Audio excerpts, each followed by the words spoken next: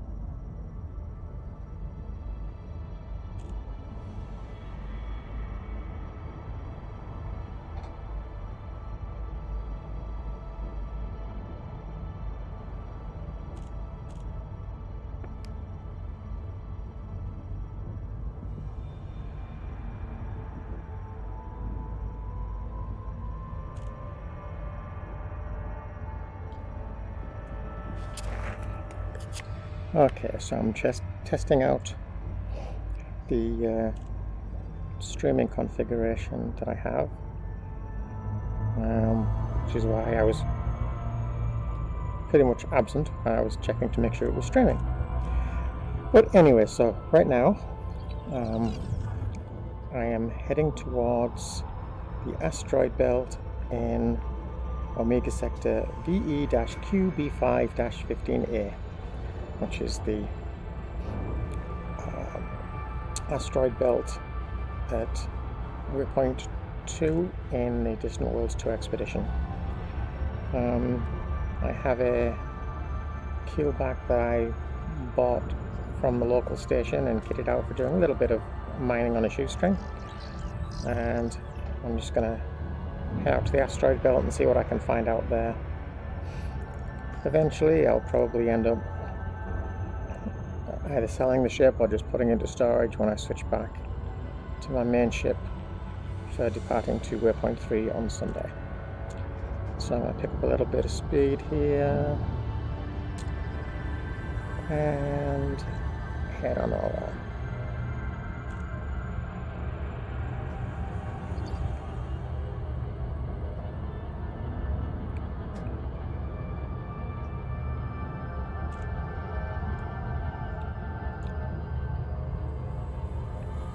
One downside to streaming like this when I'm playing in VR is I can't really tell if anyone is watching or not watching, or see any feedback on it. But if anyone does have any questions about the game or Distant Worlds 2, I will attempt to answer them, or at least point you in the direction of someone who can. We're about 14 seconds or so. We're looking at the distance meter here. See the line coming in from the right hand side heading towards the orange zone, which is where is the safe exit point. Now I'm playing with a modified HUD setup, so my colors are different to regular, but the same layout will be the same, just different colors.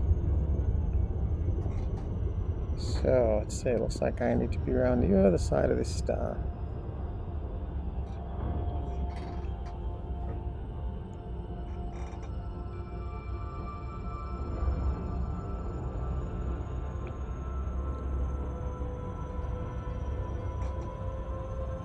Got a ways to go yet.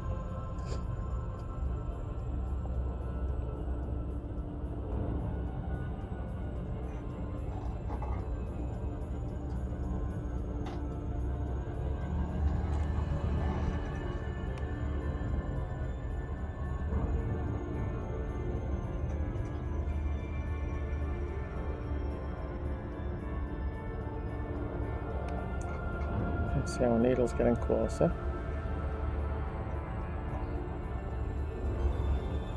You can see my speed is getting closer to where it needs to be as well. I'm going to start to back off a little bit more. So the needle for my speed should be in that orange zone when I jump out, and it should be in the orange zone for distance when I jump out. And then it will come up and it will tell me safe disengage. That's what I'm going to do.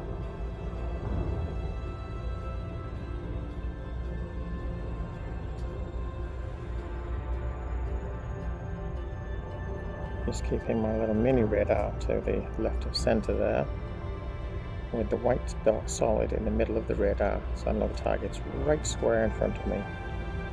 If that circle was hollow, then it will be behind me.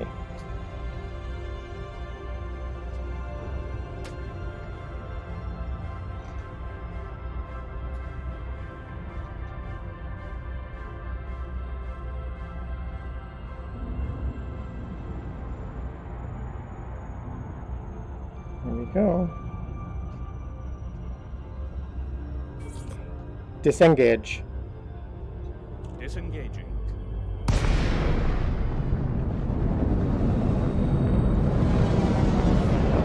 Okay. So I'm going to have a look and see exactly what we've got in this system. I'm going to use a pulse wave scanner. Make sure I'm in analysis mode. Has returned to normal space. And this will scan the asteroids and show me what's here.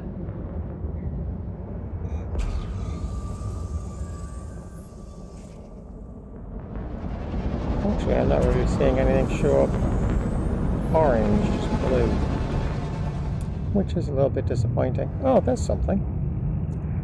Okay, so let's get a little bit closer to that.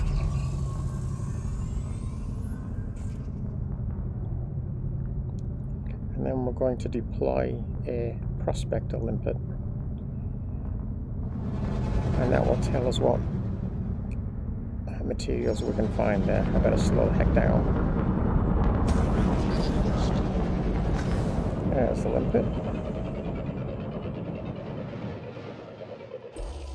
Prospector limpet engaged. So I'm waiting for it to tell me it's done.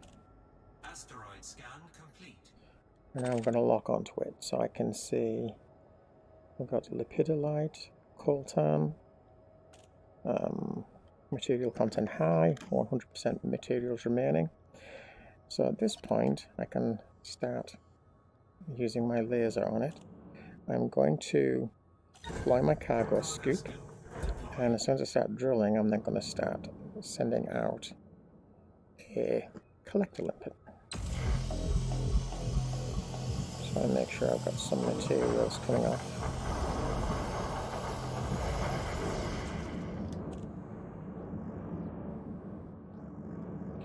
And I'll put some more power to the weapons.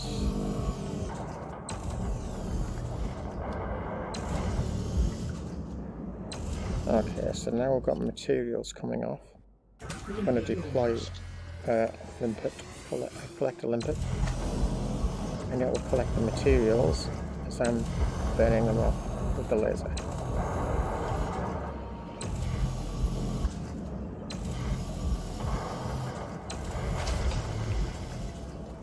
Never done any mining in all the time that I've been playing this game until this last week. And I figured, what the heck, I'm in an area right in the middle of an asteroid belt. I have stations in the asteroid, in an asteroid itself. So I figured I'd give it a shot. There's a lot more to mining than this, but I'm still only learning myself. You can actually plant charges to blow up asteroids to get to stuff inside.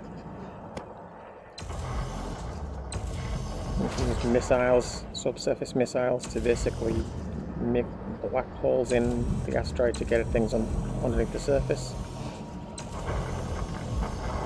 Played with that a little bit, but the ship that I'm in right now is probably an entry-level ship for mining, and and there's not the ability to upgrade the power plant in it from where I am at this remote location. And it was a royal chew having the other equipment on and constantly swapping and changing things backwards and forwards. Could never quite get the power management right. So I figured, what the heck, just do the old-fashioned way, get some practice in on it, and then I'll appreciate the other mining tools when I get around to them, and I can put a bigger power plant in the ship.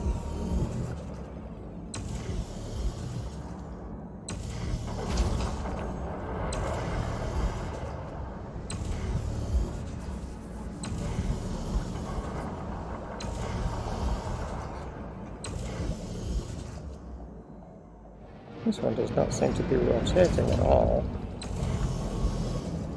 unlike the other asteroids.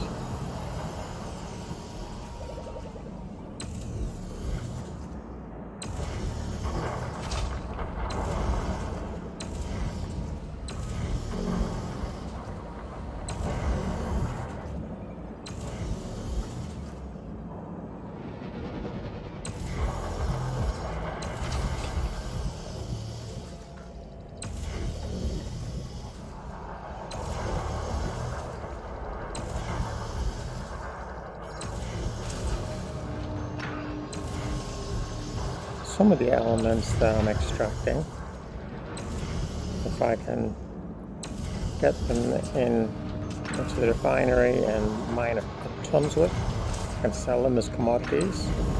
Or some other materials I can actually keep and use them to synthesize repairs, or to restock certain types of missiles, or to refuel my surface recon vehicle.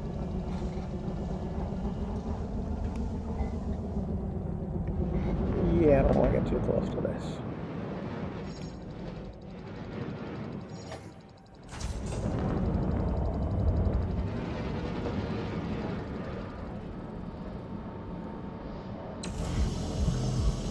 Should try a different side, see what else I can get off it.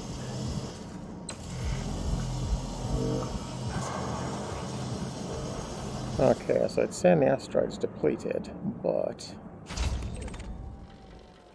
there's also other materials on here. I don't know if that says it's a surface deposit, but no, my log will be on the other side of it.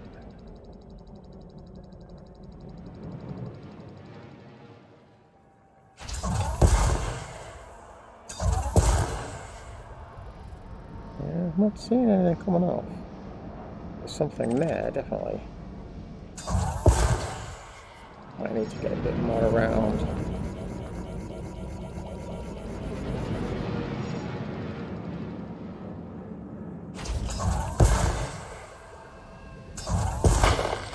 There we go.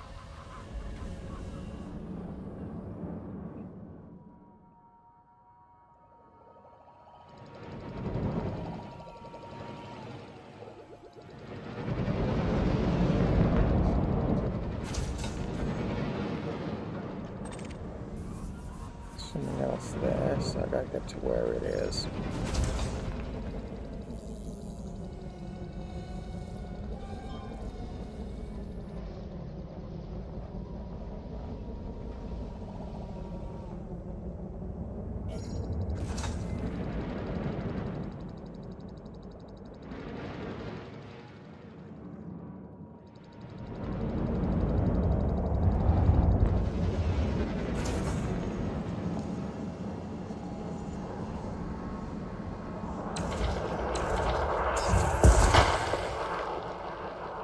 There we go.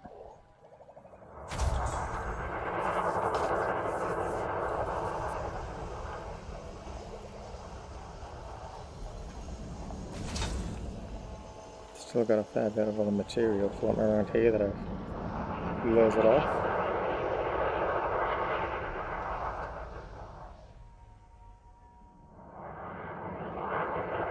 Hoping these aren't pirate ships. That looks like another mining ship.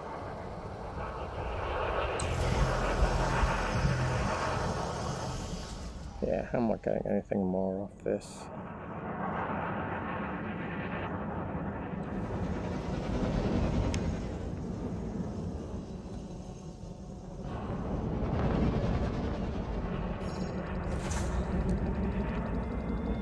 So I'll let it load me up.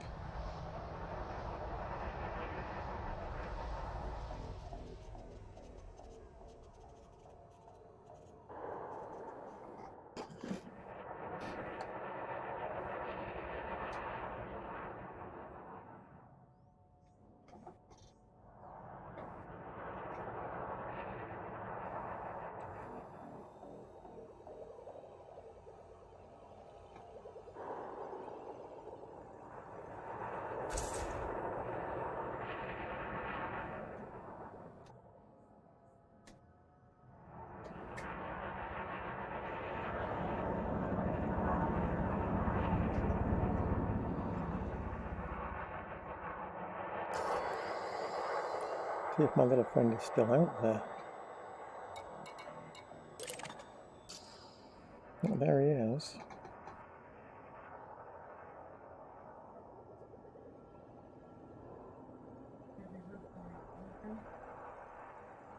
No.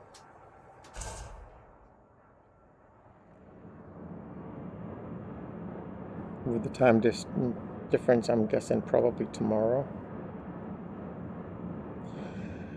Okay, so I'm going to... Yeah, we've still got some stuff left here.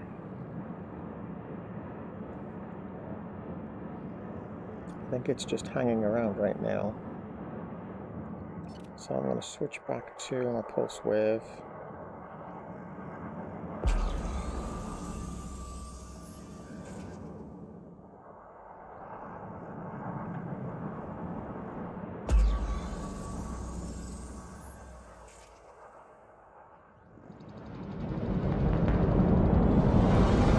Retract the cargo scoop, he says.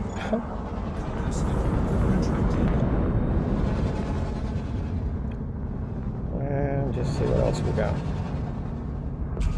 So there's definitely been exploding mines here. You can tell by all the dusty hairs.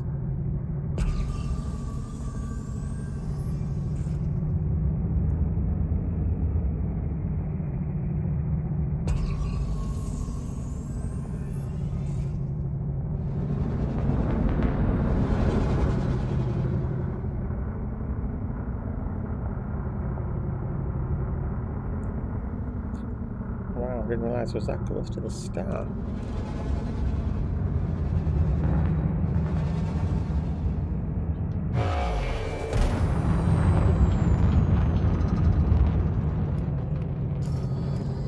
I'm going to set course back for the station.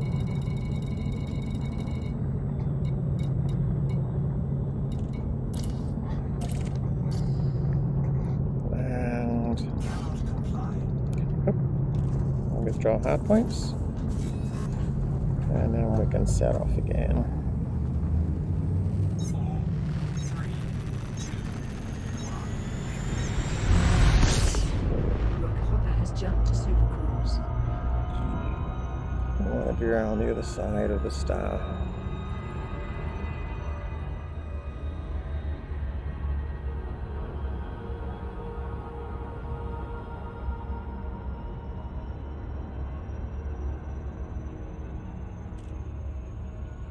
Seems like I'm going extremely slow here.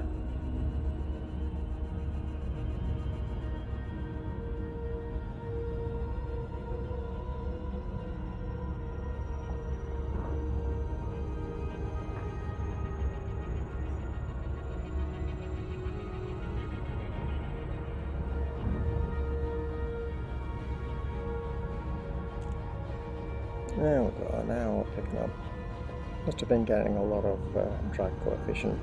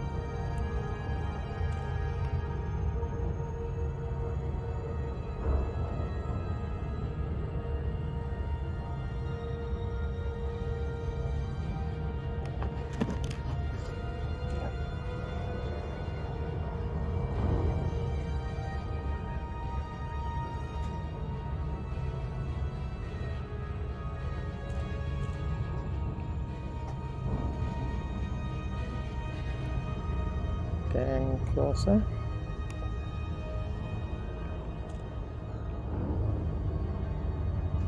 I love the colour of the sky in this sector and how bright the stars are.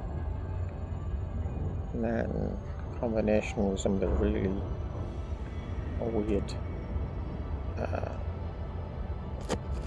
life that we found here, it makes it quite an interesting system. Certainly neighbouring systems anyway. As long as you've committed no crime, there is nothing to fear from the Navy. Okay, I'm gonna throttle down. I guess it's just a regular check. System defense force. Space close to planet over the sector Okay. VE-QB5-157. I guess I will start back up again. Certainly got my attention. Thought for a second it was going to be a pirate.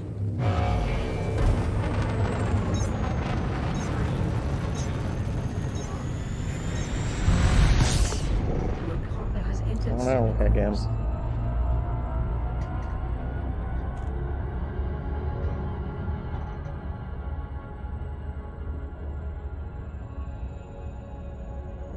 This can be an awkward place to come at to land, being in the middle of an asteroid belt in these rings. Or should I say, being in the middle of the asteroids in these rings.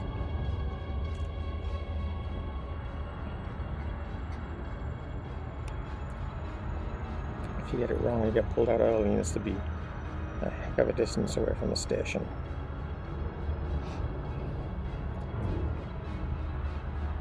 I'll try and get the angle right so I'd go between this gap.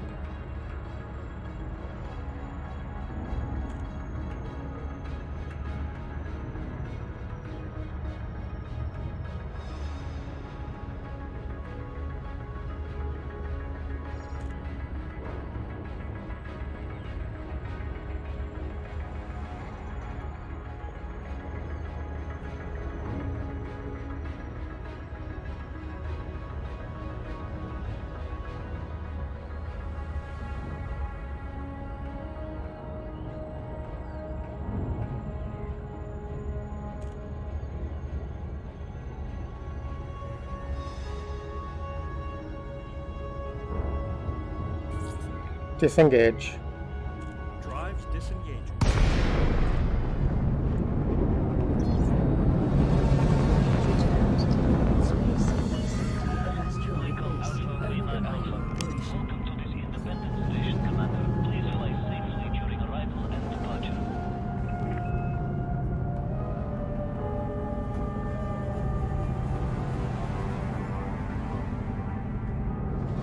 Request docking. Contacting stop.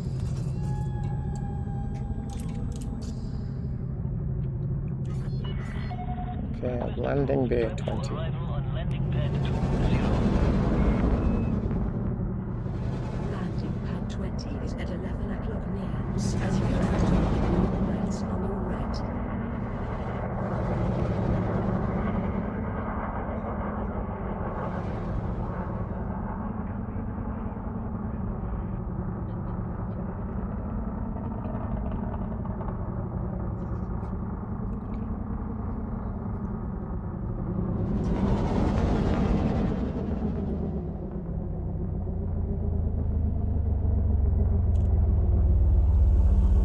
Deploy landing gear.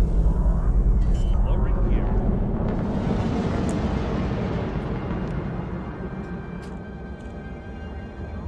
Landing gear deployed.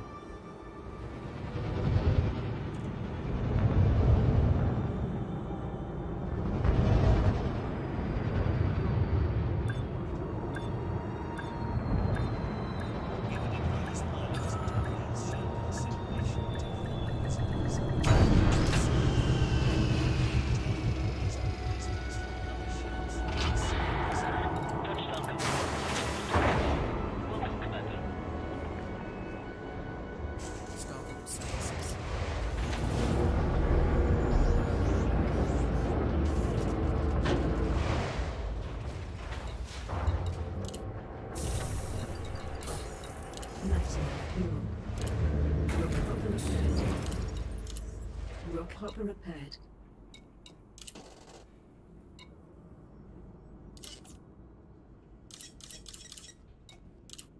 Four limpets added to rock hopper's hold. Okay, let's see what we can sell.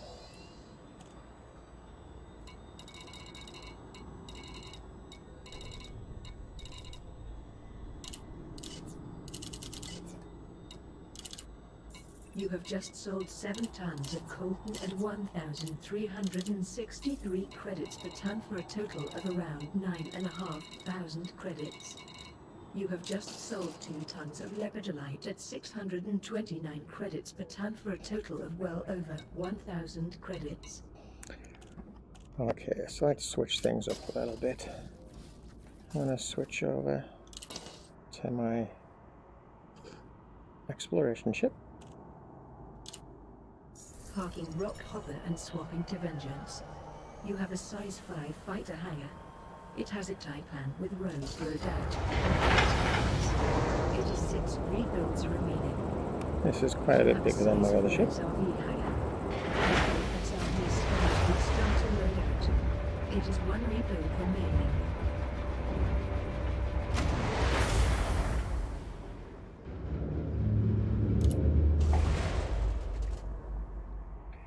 And I just want to check something in outfitting here and make sure this is all ready when we take off again.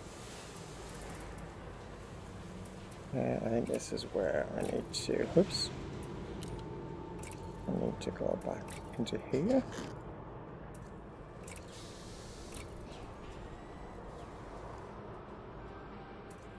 You have retrieved a 5D fighter hangar from storage. I think everything else is all good. And I need to get my crew back. There's Allison. I'm going to set her right there. Alison Rodriguez is now on active duty. So we should be all ready to go at this point.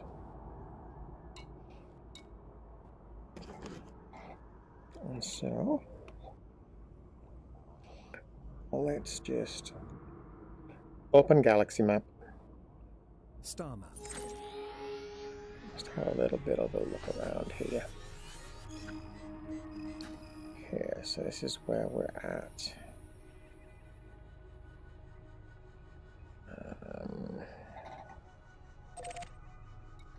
Not sure if we've got anything else yet on here for the squadron bookmarks, because it's not till Sunday. Other than Although Beagle remarkable Point. for their beauty, the rings of a gas giant are usually made up of particles of ice, dust, and rock. Some as tiny as grains of sand, some larger than an entire space station. Valuable minerals, metals, and other deposits can be found in these So rocks. let's see. So fitting appropriate modules to the ship, then mining for deposits from the rocks, can be a very rewarding endeavor. Well, thank you there for that information. That was one of my AI crew members, Vega, who occasionally likes to throw in a few tips. Let's just check this place out. What do we know about it? Well, nothing yet. We haven't been there. Well, let's just check it out anyway. Departure handover. Initiating.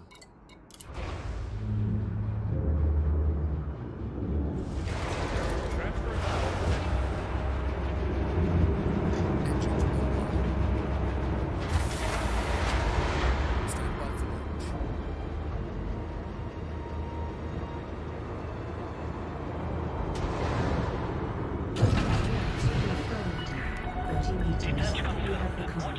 Landing modules retracted.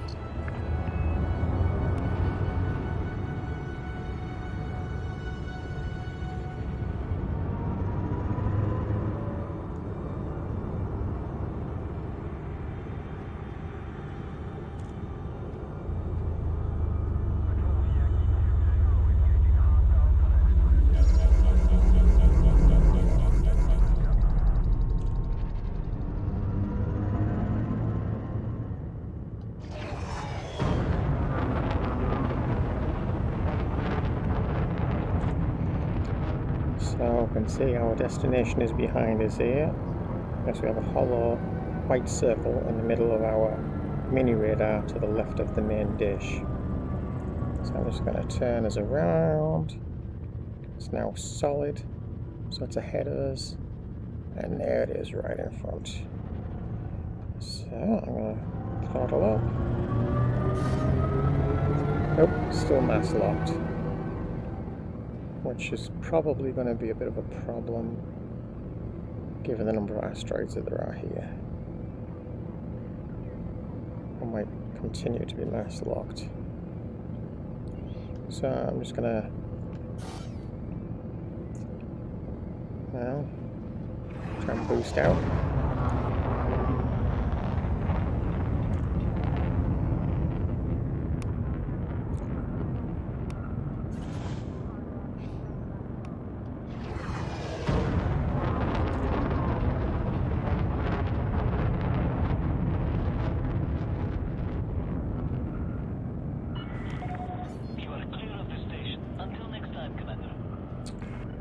Lock light should go out, and then we can actually engage Super Cruise. I just do a straight jump from here.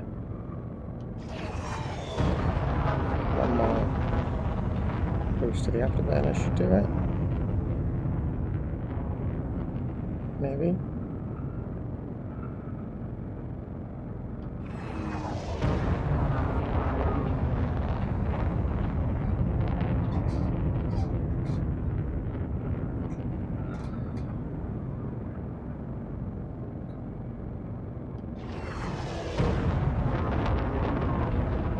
Look at a lot of small particles here, small meteoroids. And there we go. So now we're charging up and ready to jump. We've got 2 jumps to go here. Navigation.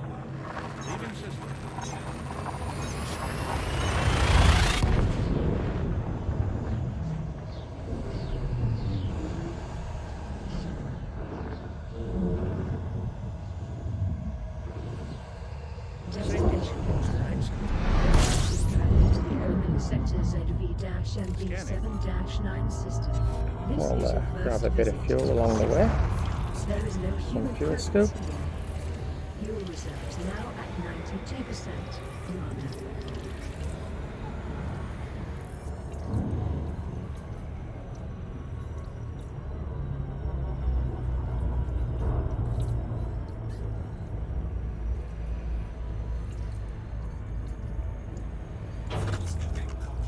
Okay, I'm gonna get us clear of the star.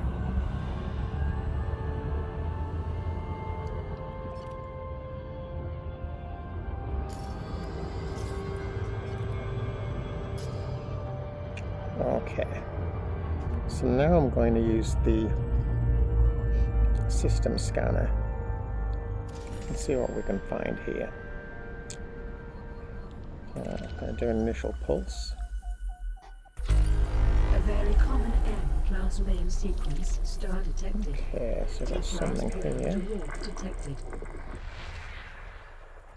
I'll zoom in. I've changed the frequency there.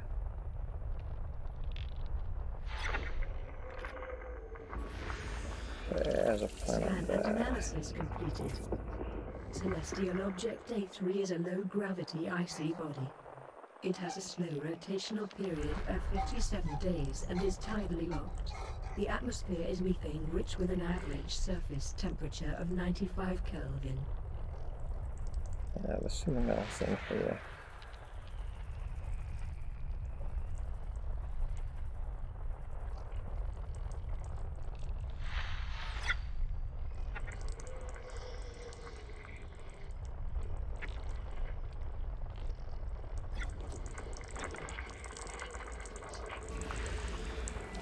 Scan complete.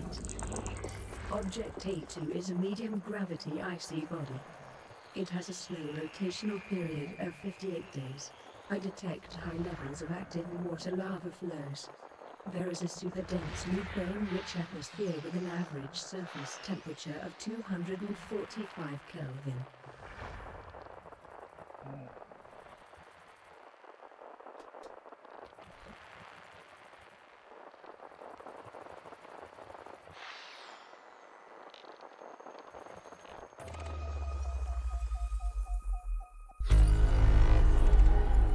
Not seeing a plane here. No, I'm not all the way back out.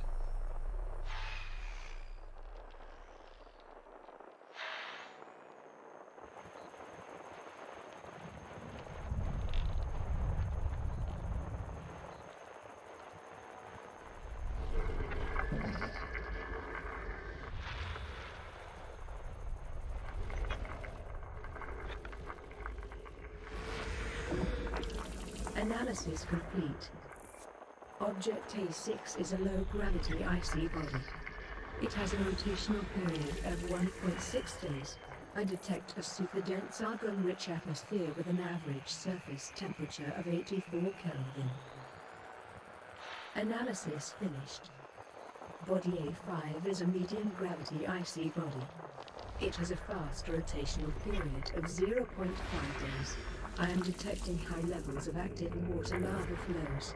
The atmosphere is methane-rich with an average surface temperature of 90 Kelvin. Analysis completed. Celestial Object A4 is a low-gravity icy body. It has a rotational period of 1.5 days. The thin atmosphere is neon-rich with an average surface temperature of 73 Kelvin.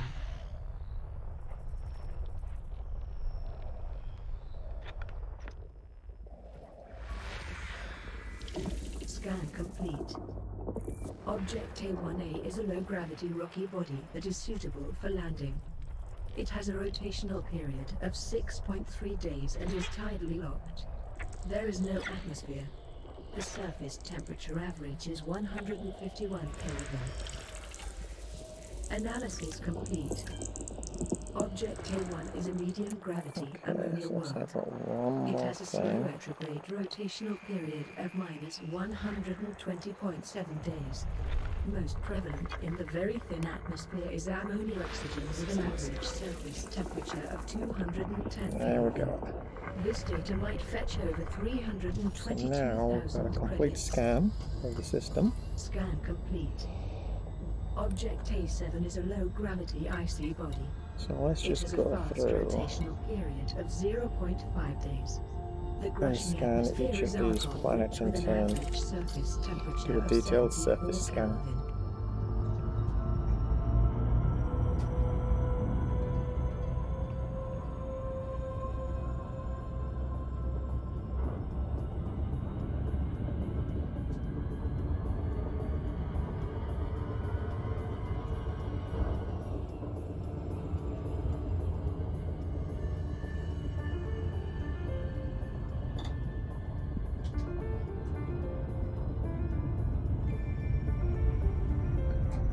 For now, I am going to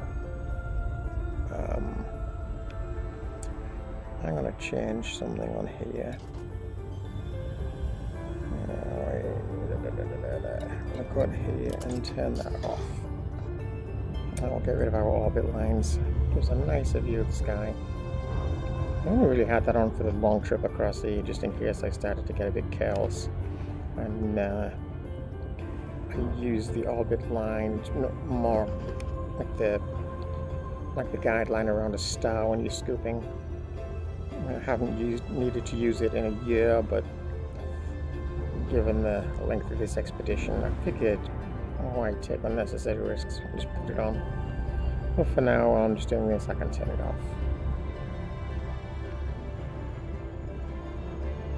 So as you can see, the surface scan is currently out of range. Still need to get a bit closer yet.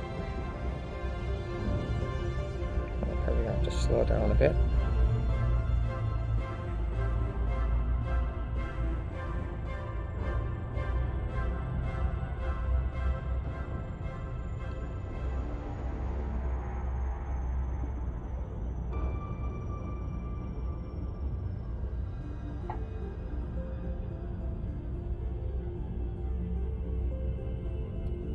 Okay, so now I'm going too fast. There we go. Detailed surface scan. I thought that was a voice command. Detailed surface scanner. Activate detailed surface scanner. All right. Okay. So let's see how well I can do this with as few probes as possible. Saying 6. I'm looking at the front view of the planet. And that's where we're aiming these probes.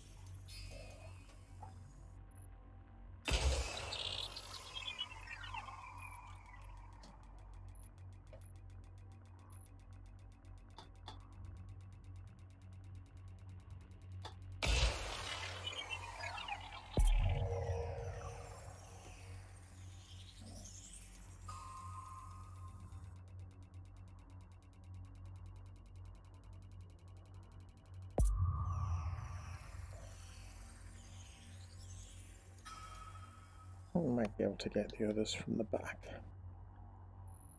So I'm going to do it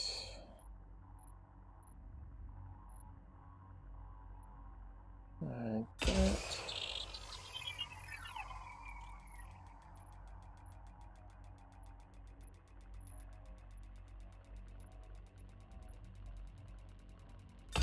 Like that.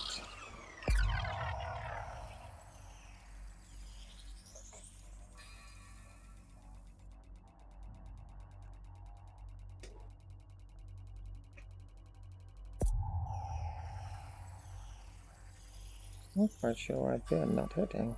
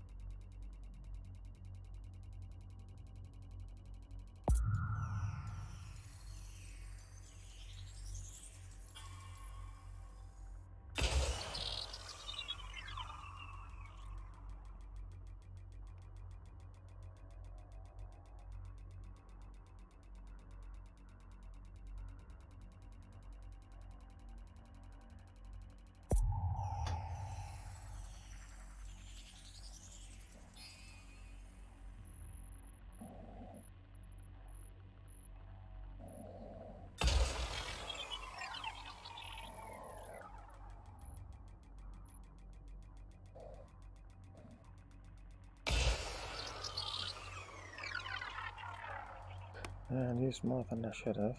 More than I was the objective. Surface map of body Oruga sector ZV-NB7-9A1 is now technically complete. Fired 7, but I only needed to fire. Sorry, fired 8, but I only need to fire 7. The goal was 6, so either way. So let's see. We got anything unusual on that planet? No. So we'll go on to the next one.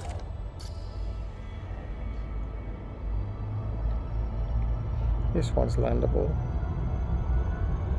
So there's the potential that there might be something interesting on the surface.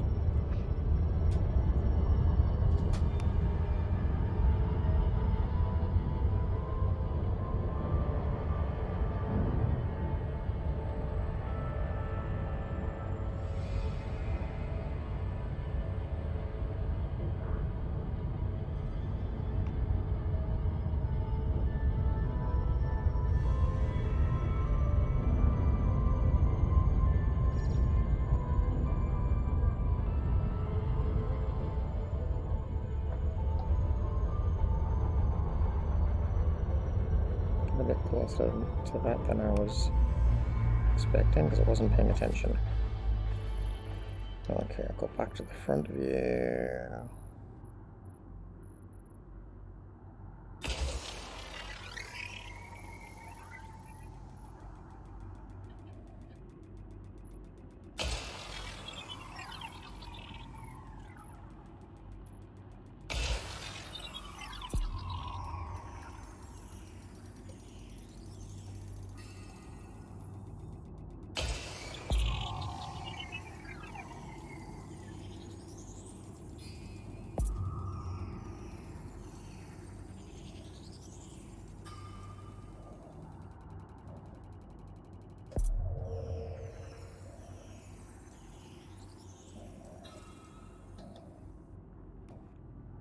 And this time,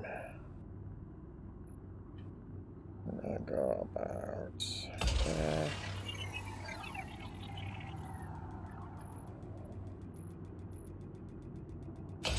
And about there.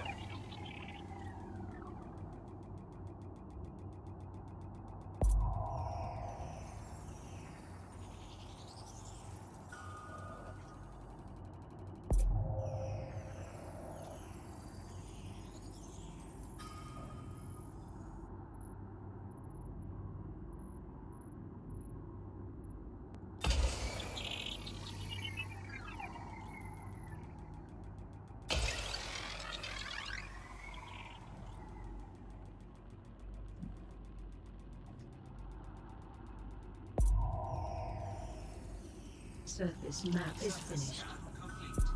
Oh. Did it again, didn't I? I used more than I needed to. I did 6 when I could have done it in 5. Okay, well, let's have a look. Anything of interest on here? Nope. So then we're down to the next one. And on we go.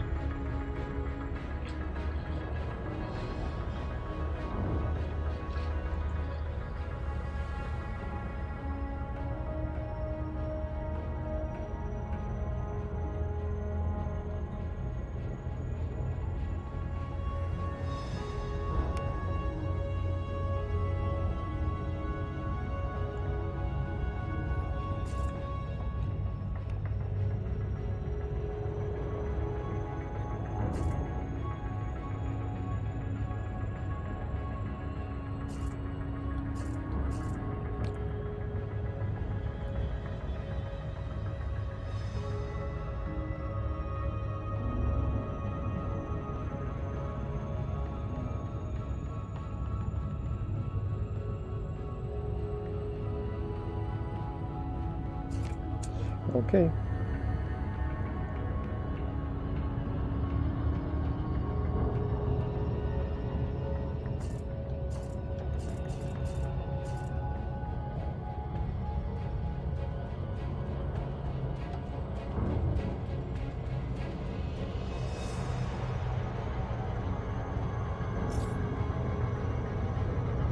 Yeah, not paying attention yet.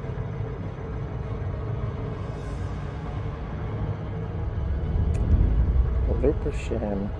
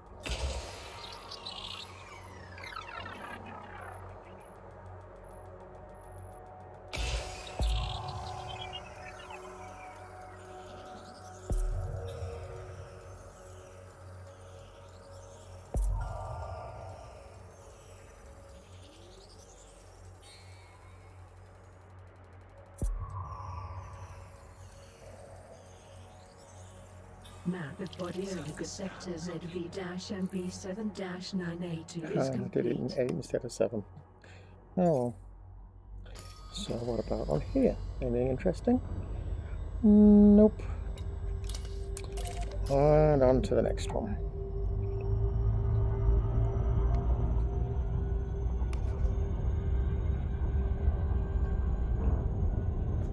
In fact, what I'm going to do is I'm just going to skip to the landables.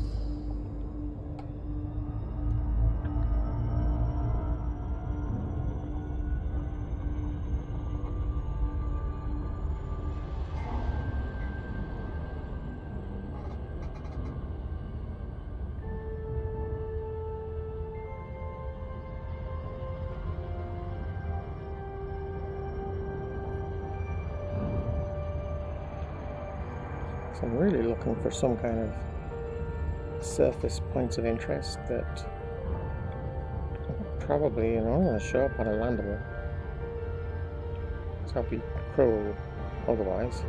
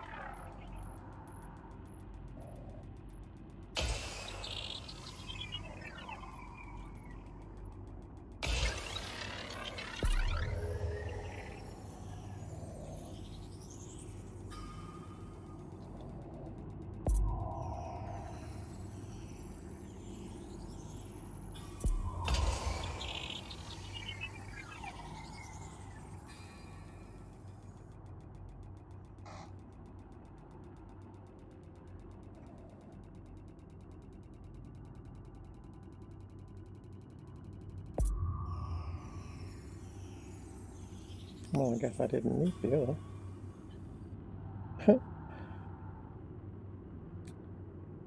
Okay, anything interesting on this one?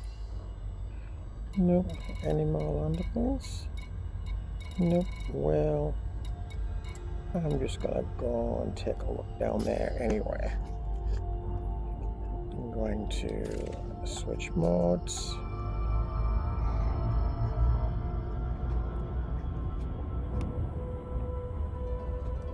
Gonna come down in on light side.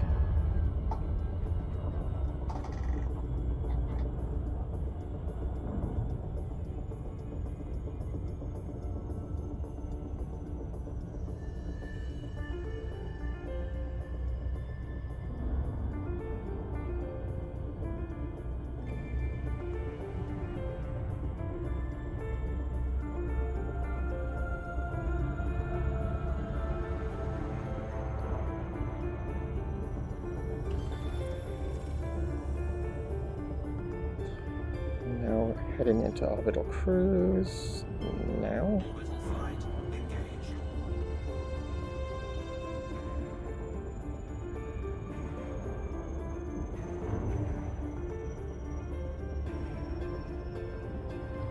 Then ready to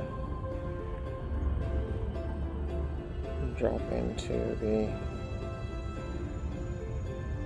lower part of the atmospheric plane. The drop zone.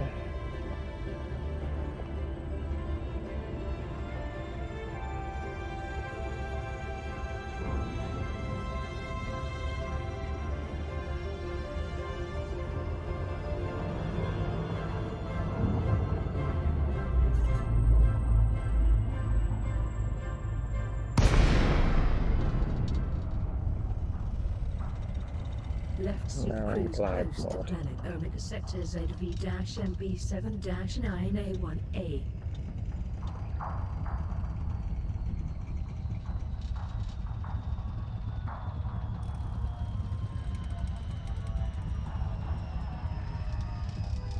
It's a pretty beautiful view from here.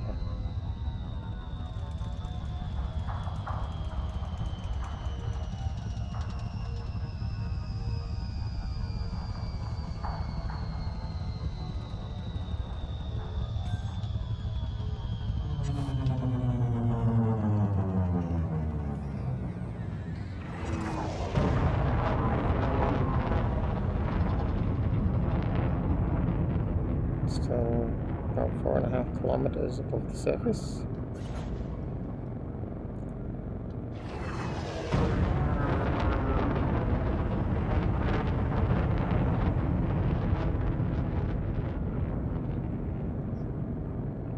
That's pretty awesome.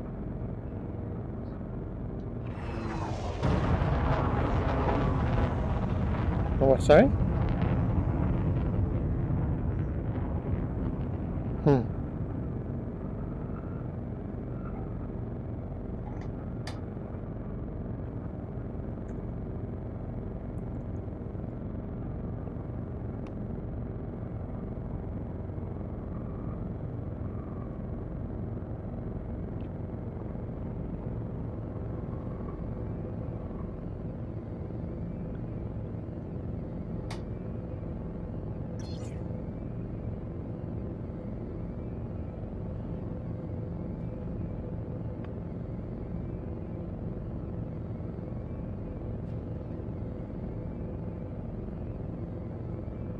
One and a half kilometers just under from the surface.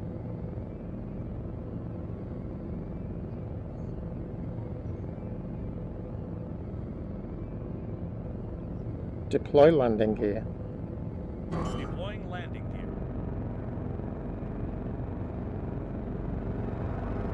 Landing gear deployed.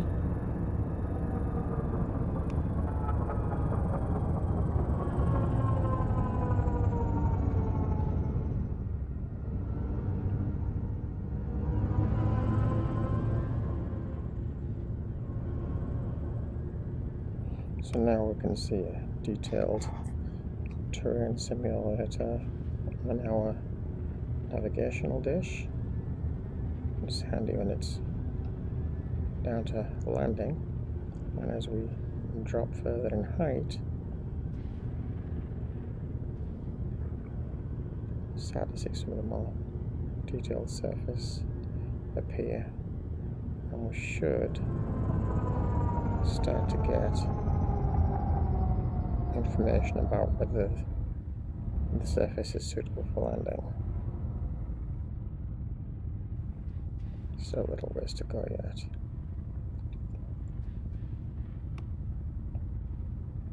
We'll slowly start backing off on the throttle.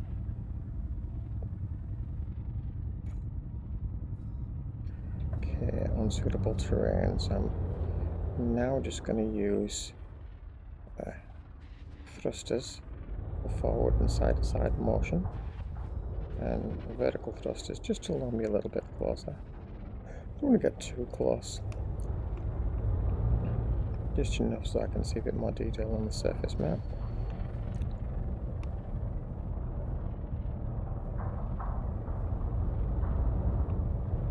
I'm looking for the unsuitable terrain indicator to change, and I'll actually see that change. Oop, there we go. I'll change to yellow on the base circle under my ship on the center dish. Just gotta go back a little bit of time. There we go. Pull the nose up a bit, and then go a little bit to the left on the stick, and now perfectly aligned. Oh,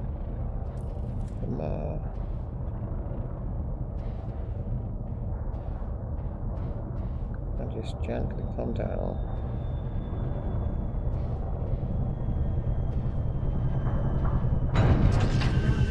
There we go.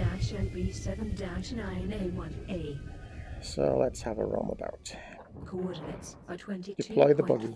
degrees latitude, minus 99.48 Deploy the degrees buggy. longitude. Deploying.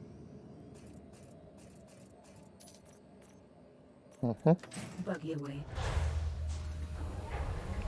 It's streaming. Standing by for recovery.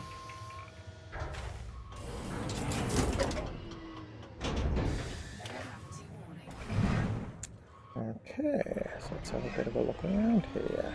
If you want to land somewhere hot, the small and rocky planet Mercury in the system Sol is the closest planet to the Sun.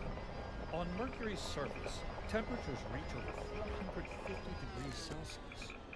However, Mercury's almost non-existent atmosphere allows nighttime temperatures to drop to negative 183 degrees Celsius.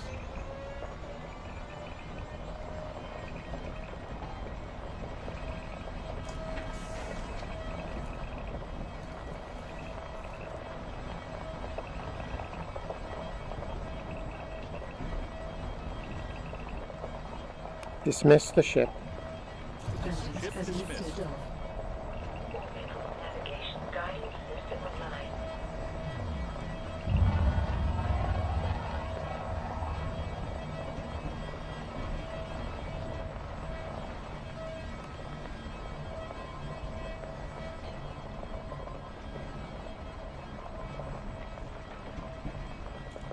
Standing by.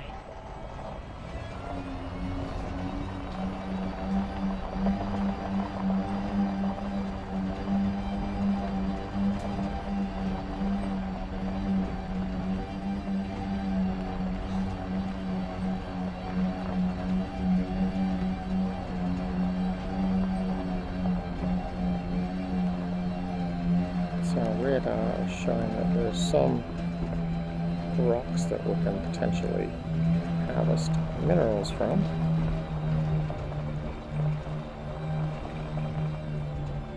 We just got to use the scanner to navigate. And as the width of that band gets narrower, it means we're getting closer.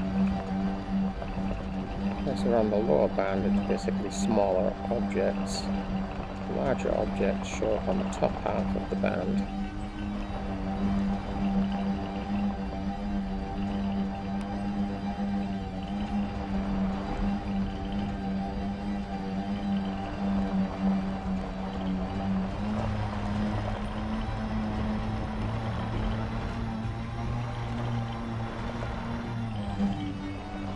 Oh, there's something over there.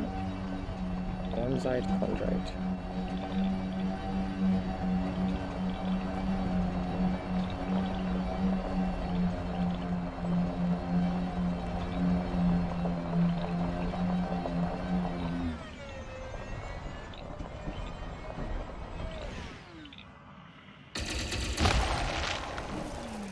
There we go, there's all materials.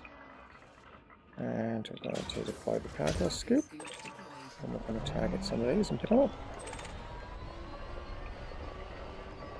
That's chromium. We've got some nickel over there.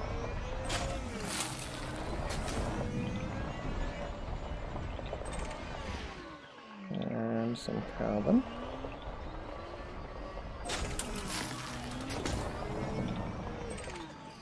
Some germanium.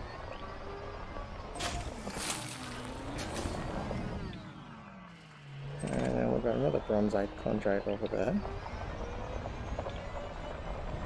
And basically chunks of rock that have got a assortment of different types of minerals in them.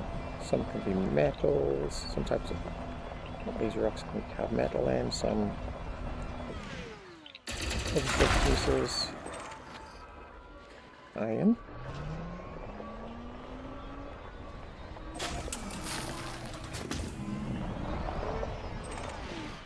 Sulfur. Sulfur's always good for fuel.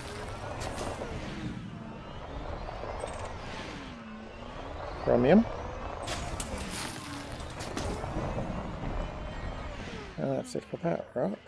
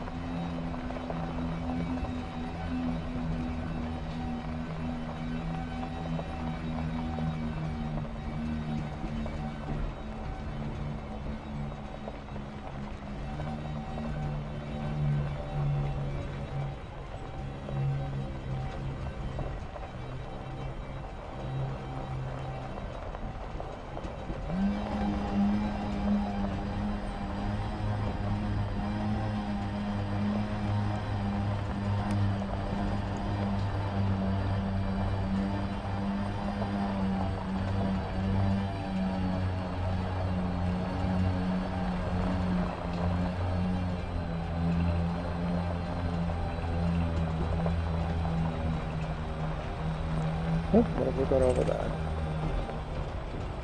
Mesosiderite.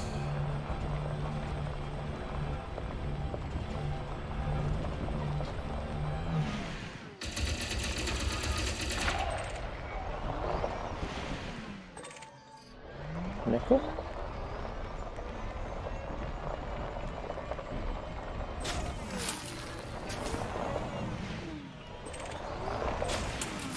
Carbon.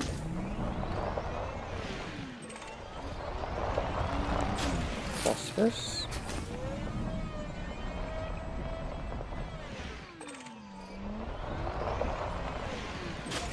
Iron. Tungsten.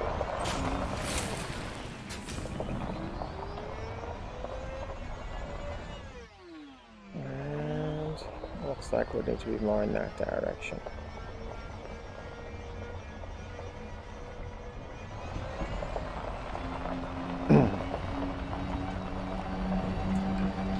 Actually, what I'm going to do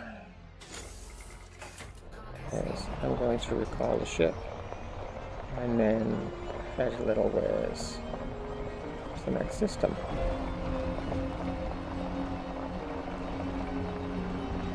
The music in this game is so atmospheric and so varied.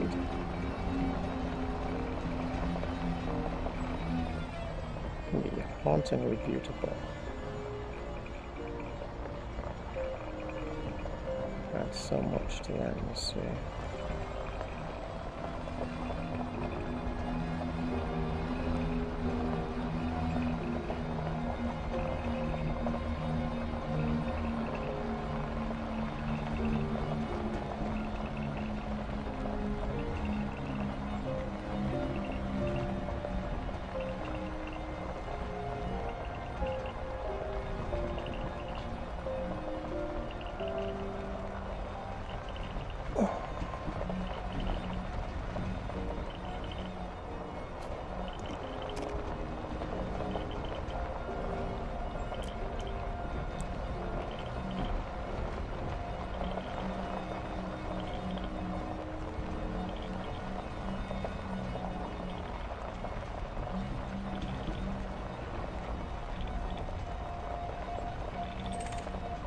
An outcrop.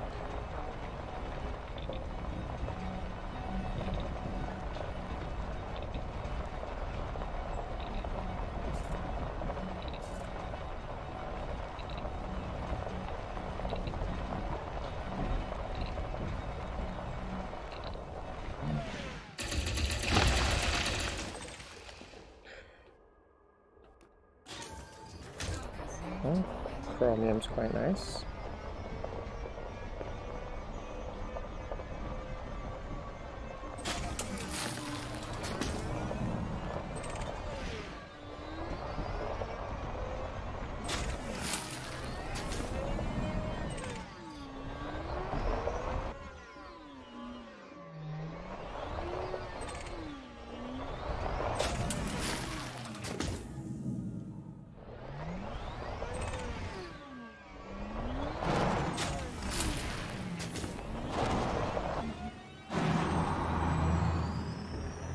Oop, not quite what I had in mind, but hey, it works.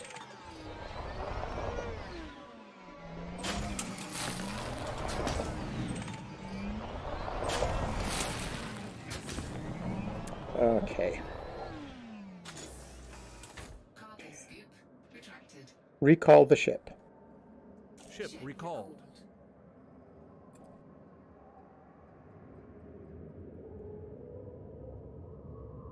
Orbital navigation guidance system online. Should see it pop up on the radar any moment now. Coordinates confirmed. Stand by. Okay, so where is it coming down?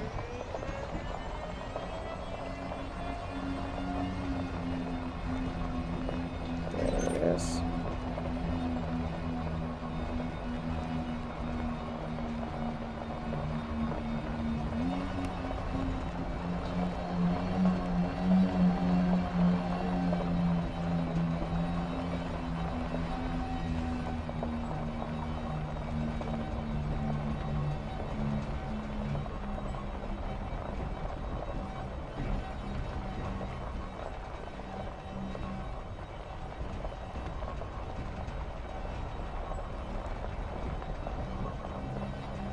Vengeance has touched down on Omen sectors AB-and B7-9A1A.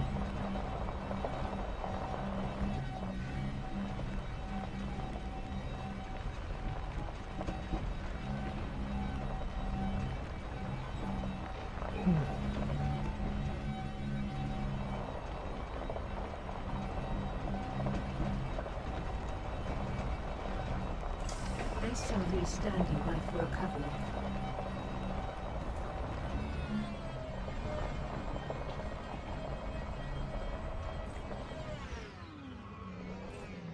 Retrieve the buggy. Okay, executing now. Stand by. Securing the ship. Buggy docked. Go for launch. Stand by for launch. Take off. Landing gear extracted. Orbital procedures initiated.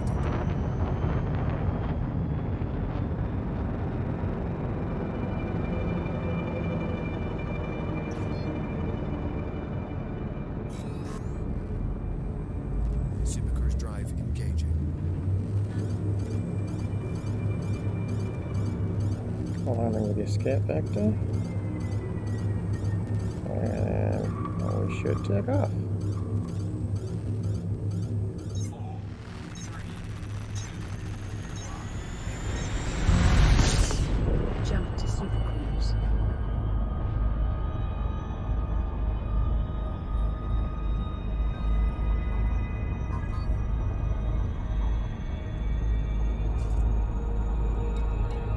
And here's Mr. Richard.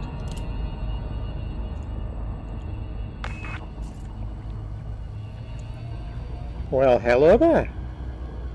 What's up? Oh, not much. just so you know, you're being streamed live on YouTube. Oh, I am. Yep. What do you? How did you do that?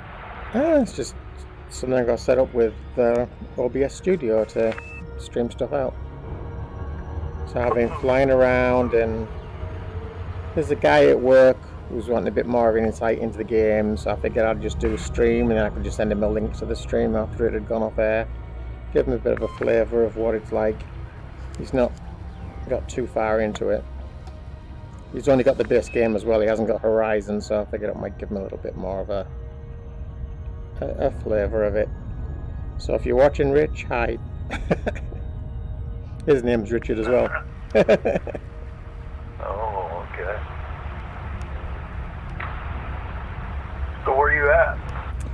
Well, right now I am in Omega Sector ZV-M B7-9A is where I've just left. And I am Omega Sector up on the screen. yeah, if you pull up the galaxy map, you should see where I am at. I'm only like a jump away from where you are. Been doing a little bit of mining. I'd kitted out a keelback and been doing some mining over the last couple of days. And I didn't manage to mine a lot, but I managed to contribute towards the mining goal for the community goal. So they've got all of that complete now. They've got the materials that they need, and they're going to be taking off for the next waypoint on Sunday. Did you get your rewards from that? Yep. Wasn't an awful lot. It was just something, but at least I can say when they built that observatory that I contributed towards it. Well, I seen, let me look here.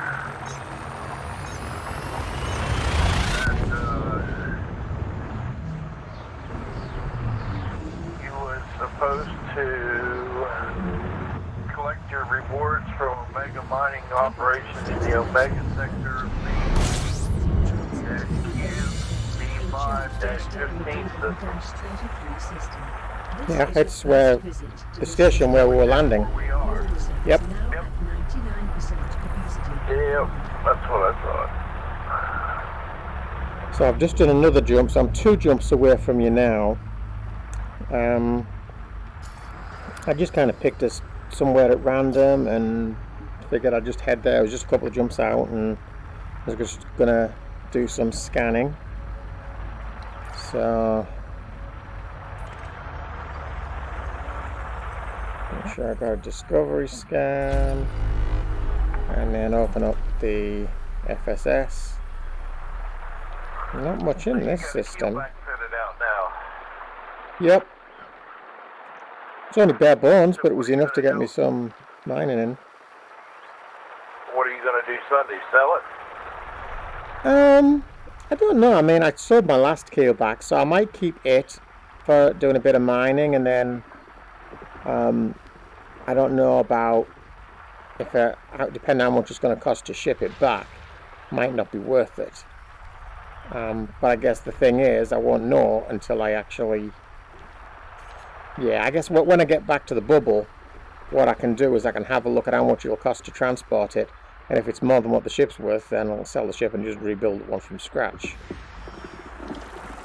Well, depending on where we're jumping to, how far our jump is, on Sunday, Yeah. you might be able to move it from here to there, and not Yeah. cost you too much. I thought about that as well, but it's going to end up costing a small fortune if I keep doing that for like 19 weeks or so, and then doing it all the way back.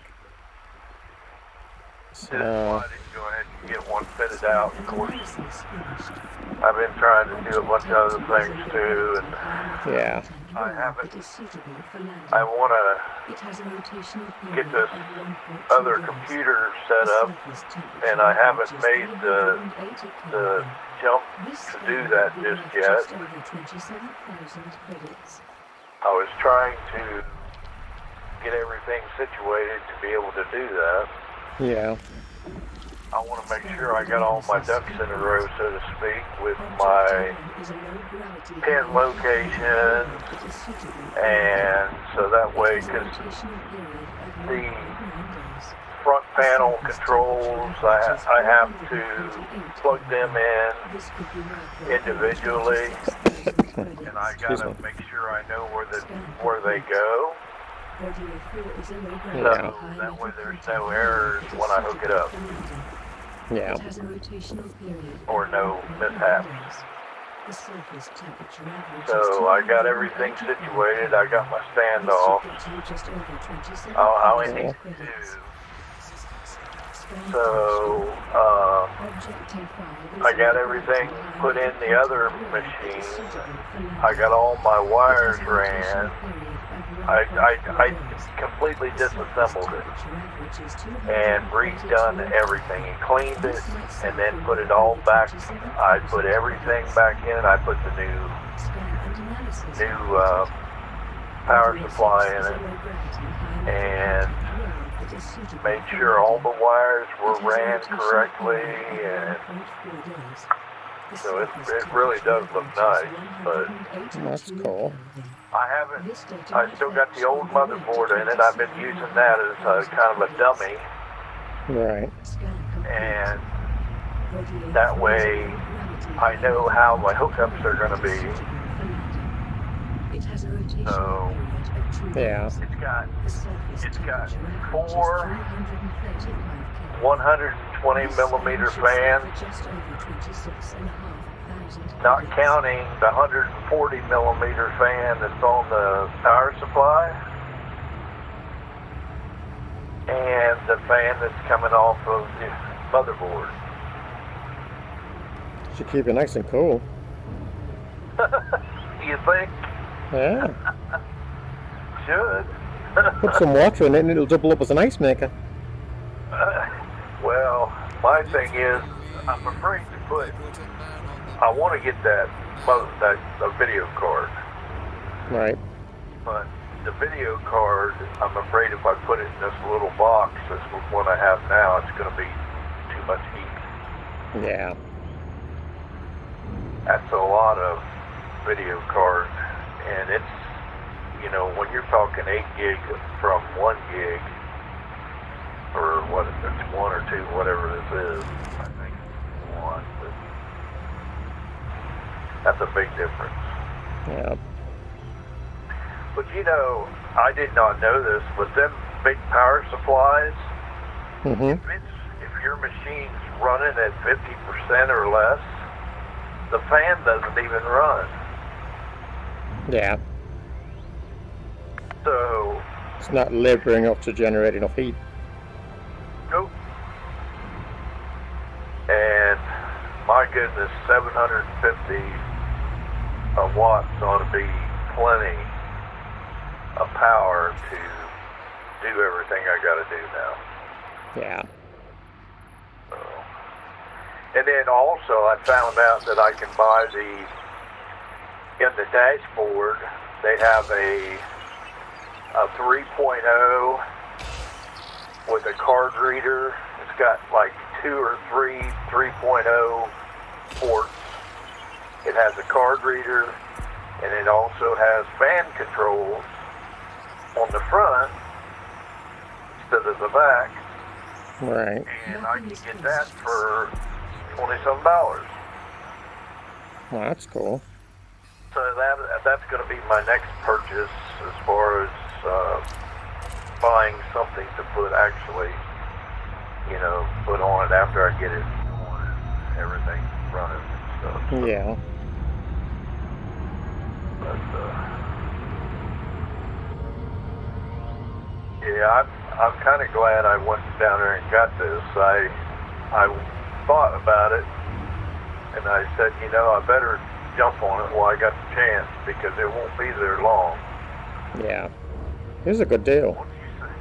Well, I tell you what, I like the case. I really do. Not to mention all the other pluses that, you know, $50 for a brand new power supply Yeah. You know, I thought that's a pretty good deal. So, are you on your way back here to the station? No, I'm not. I'm at. I'm basically doing a detailed surface scan of the planets in this system, and it looks like all of them are landables as well. So, hoping I might get some interesting POIs from them.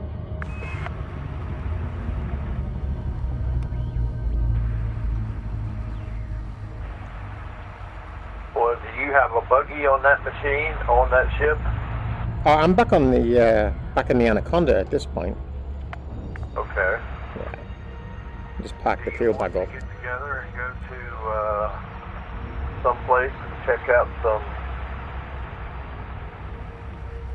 We can head out here with me if you want, and then help scan these planets, see if we can find something worthwhile, something interesting, and go down on the surface if we do. Okay, let me look and see if I can find you here.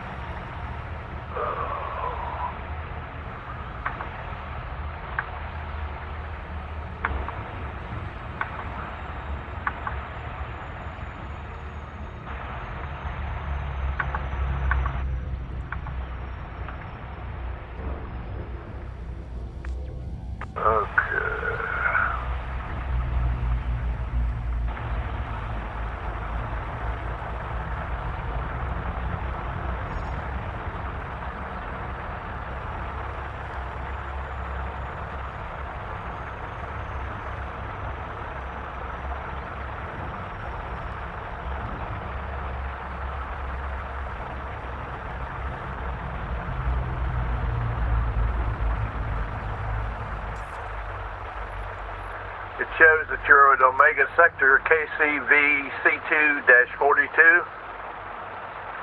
C2-42. Omega Sector HR-W D1-33. Okay.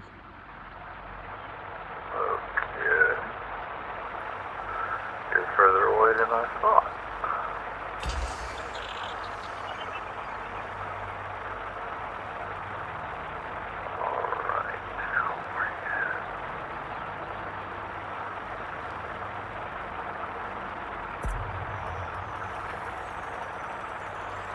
He's a purple guy,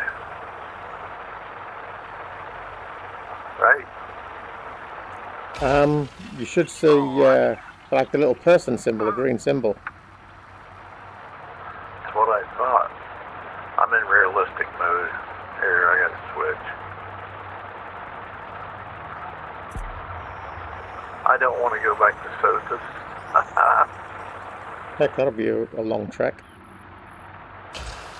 Yeah, really.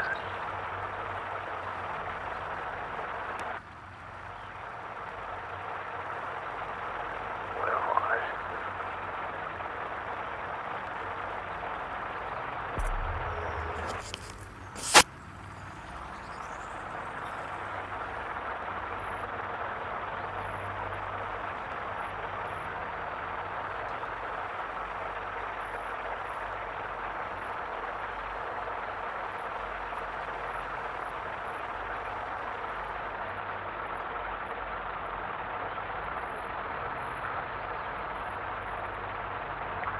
okay,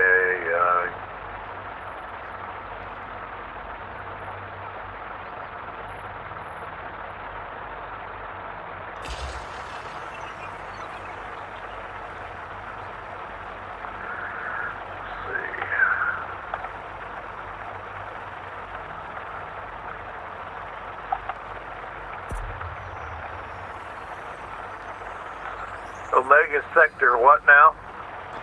HR-W space D1-33. D1-33.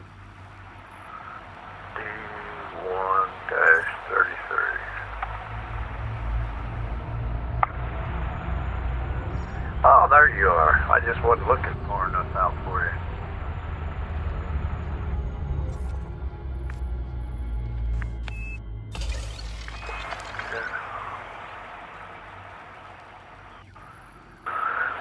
I just wasn't expanding it far enough.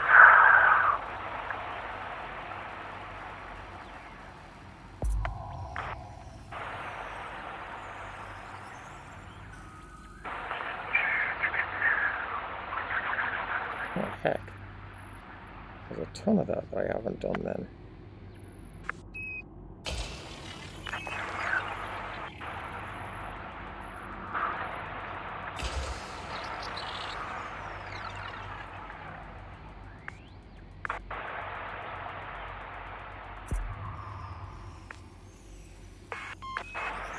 Mapping according to the sector HR-WD1-3382 is now finished. Okay, we have got 5 biological surface signals on this planet.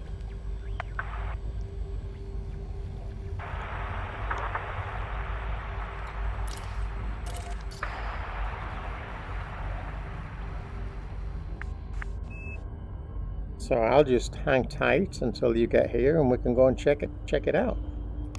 Alright. I'm on my way. How many jumps away are you?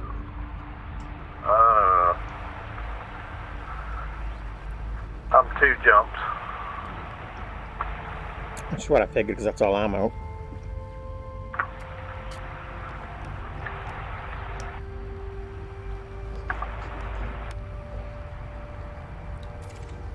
Ooh, I don't want to do that. I'm going to reposition myself so I'm better set up for when you do get here.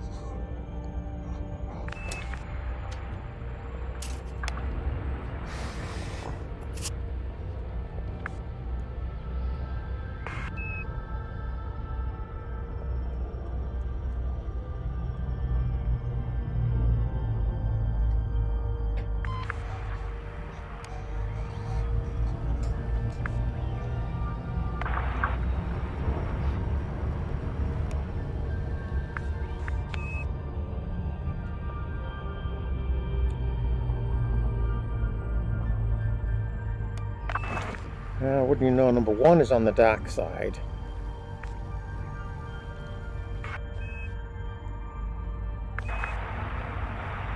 Have you talked to Andy? No, he'd messaged me about, I think about 6:30, asking if I was getting on. Russell was over, we were having supper and everything, and then by the time we got done with supper, I'd messaged him back.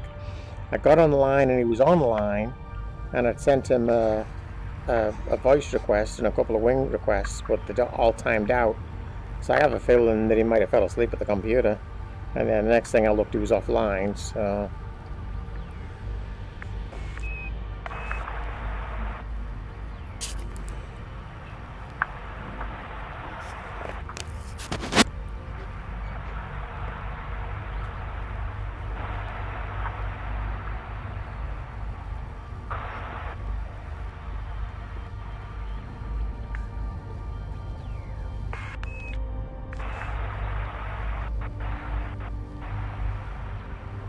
starting to get pulled in close to this thing. I'm trying and back my way out a little.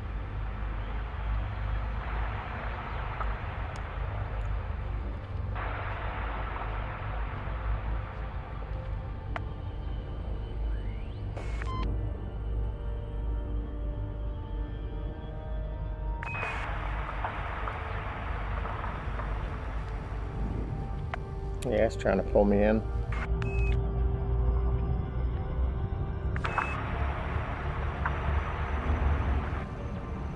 I'll make sure we've got our wing beacon on. Yeah. Okay, got my wing beacon on now.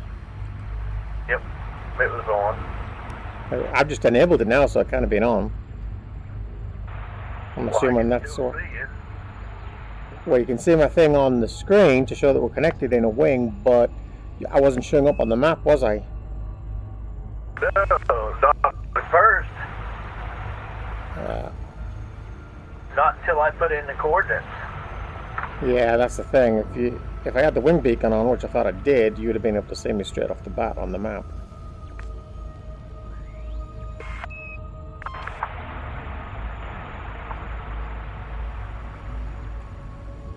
This is determined to pull me into the planet before you get here.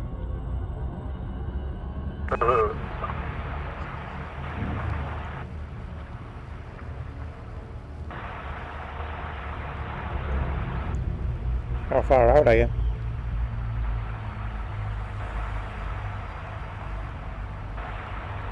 You're P-133A? I am D133A2.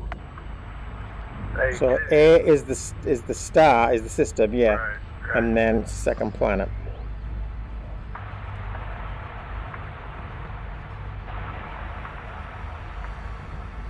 Oh, I see it.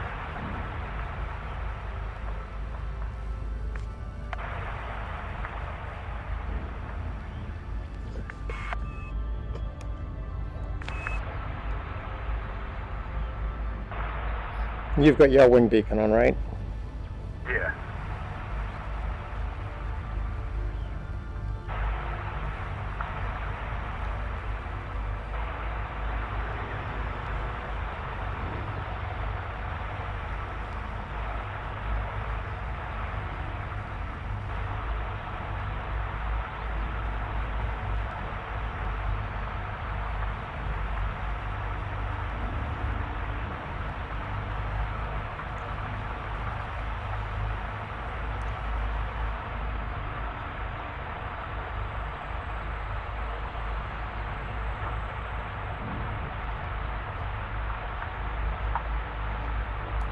Yep, okay, I can see you on the map, so if you lock onto me,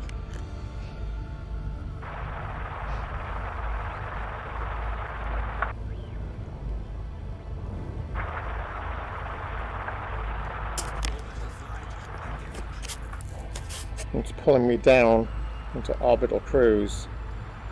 I'll try and nose up again. Let me know when you get close enough that you can lock onto me and see me.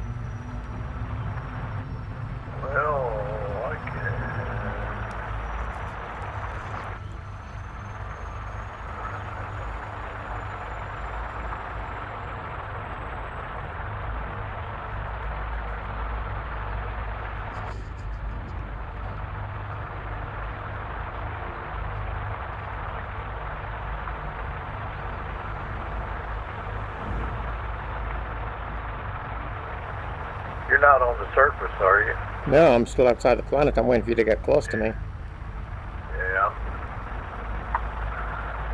But 17 light seconds. Close enough to the planet that it's trying to pull me in and I keep fighting it. Yep, I can see you. I just got to find where the thing is again now. I've drifted, so I'm going to have to try and move around and get my position lined up better. Alright. I'm going to come towards you then. I'm not going to go towards the planet. Can you see the surface signals for the biologicals? Not.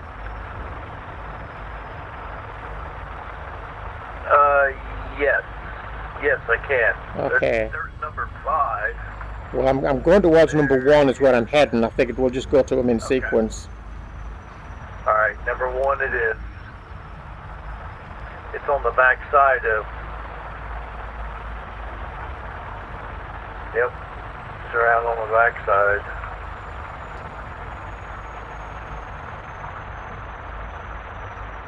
I don't want to get sucked into this thing.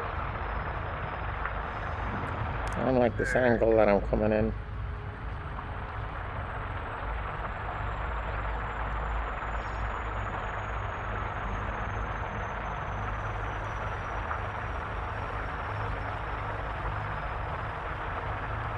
I had my trajectory and everything fine before, but it's off a bit now. I think it's going to be too steep.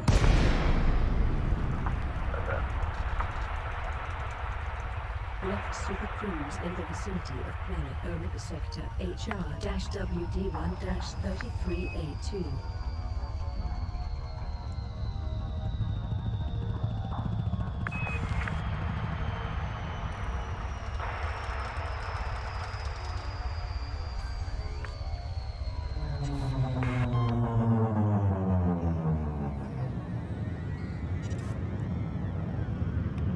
There's 2. Okay, there it is. There it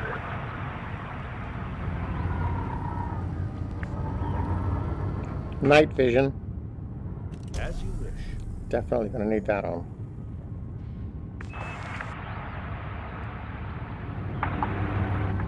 At least until we get out in the SRVs and we'll put the headlights on.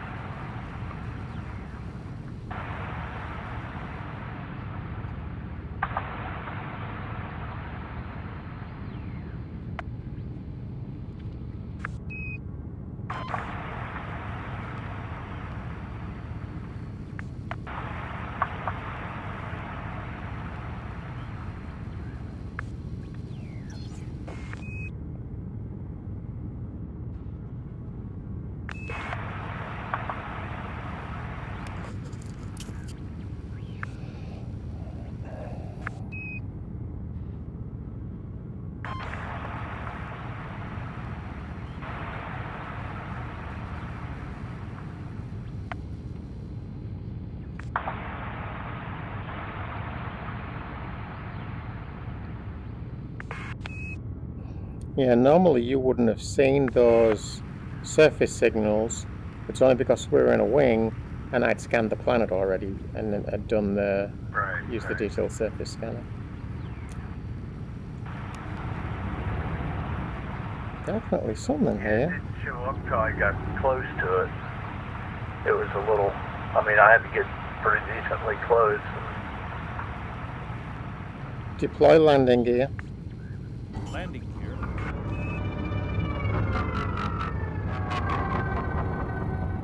Landing gear deployed.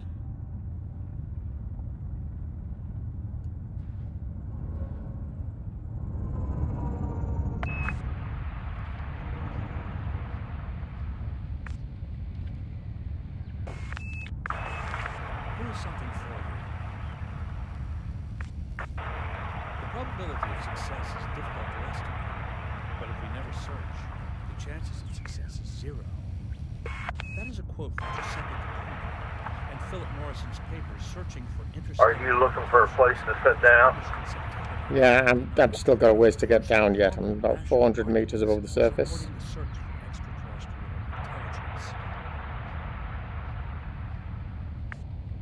About 370 now.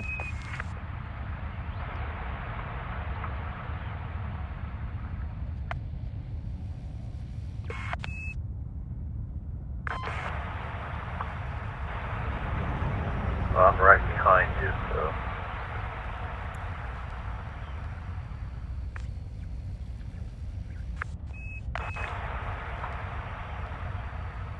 This looks like these could be more of these weird trees. Pretty cool looking, actually. Yeah, I don't think you saw these before, did you? They make a noise. They're really weird.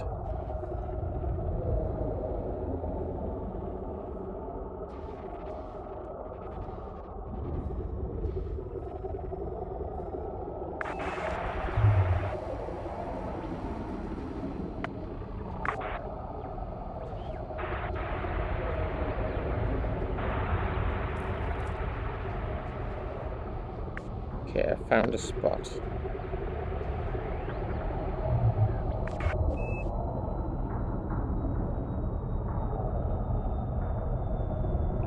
Oh.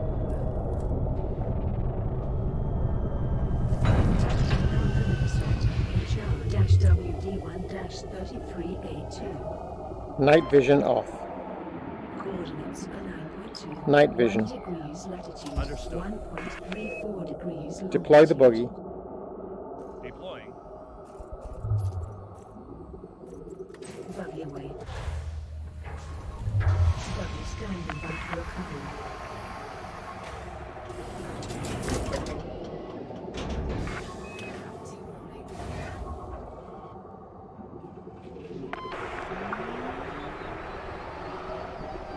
I'm down. Me too.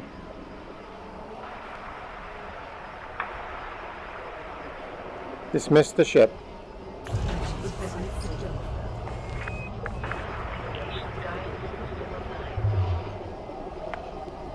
Are you sending your ship off? Yep. Okay. Lights on.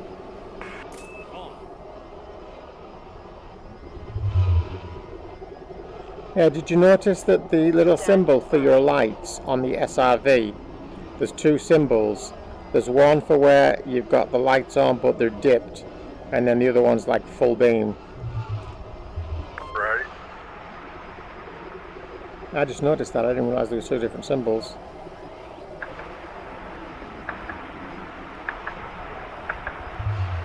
Right there.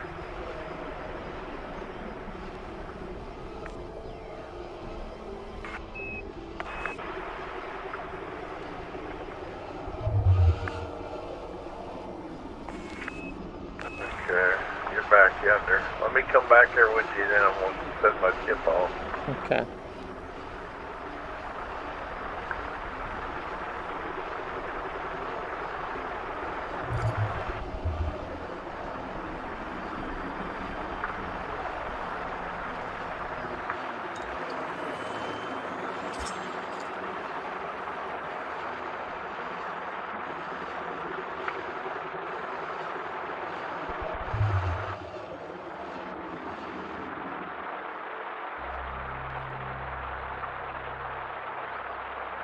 Must have took off.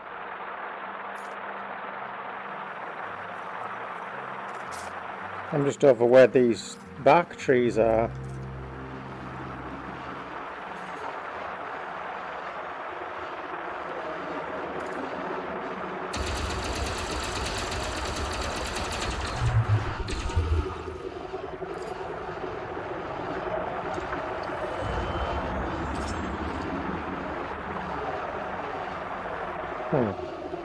So they don't seem to do anything different if I fire at them.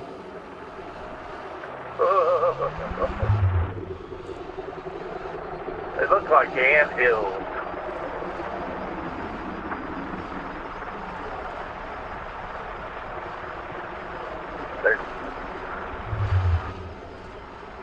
You've got your night vision turned off in the SRV, right? Yeah. Turned off. Oh, weird looking. Huh? They're weird looking, alright.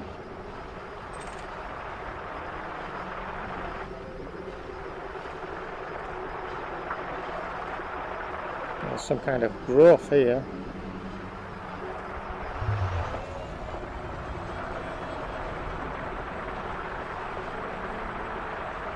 I think this would be similar to the other, where there's things that grow on the side of these bark trees.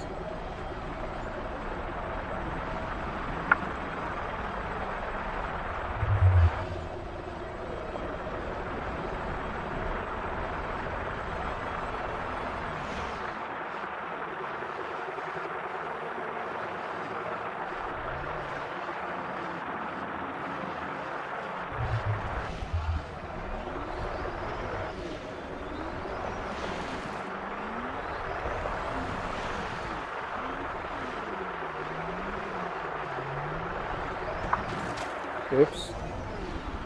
This is awkward with the height.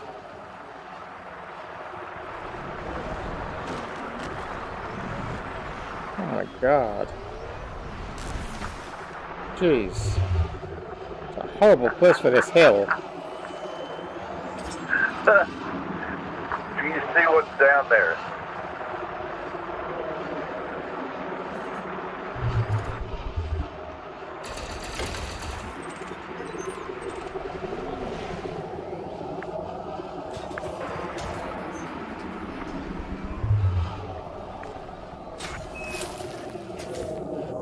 Got iron from that.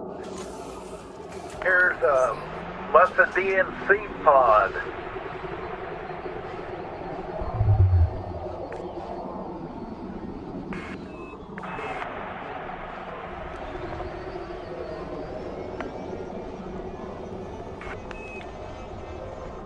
Definitely some weird stuff down here.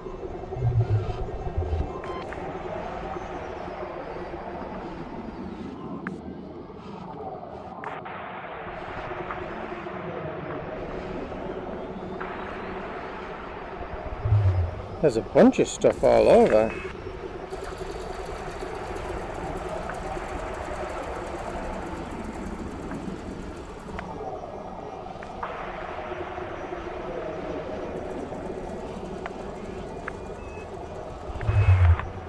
Well, how do you get it down? You gotta shoot it.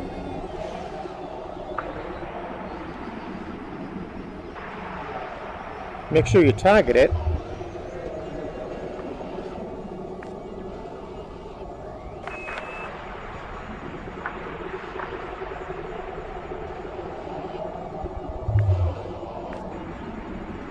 There it comes.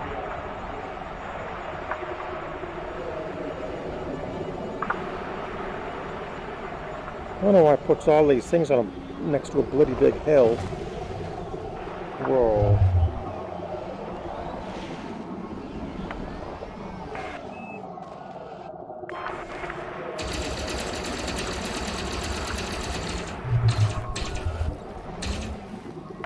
On.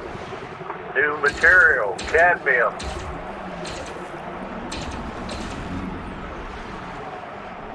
It's a bloody nightmare to get to that one.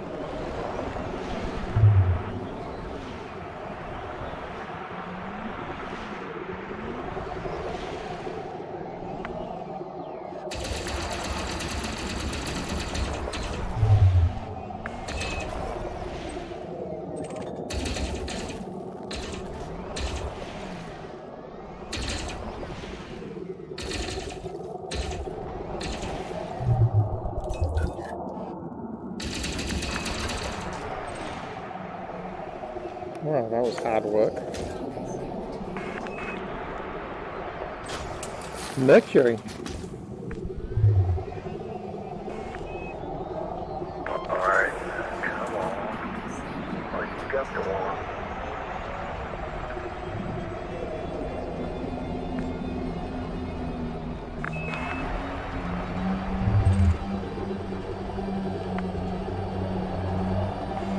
Phloem excretion.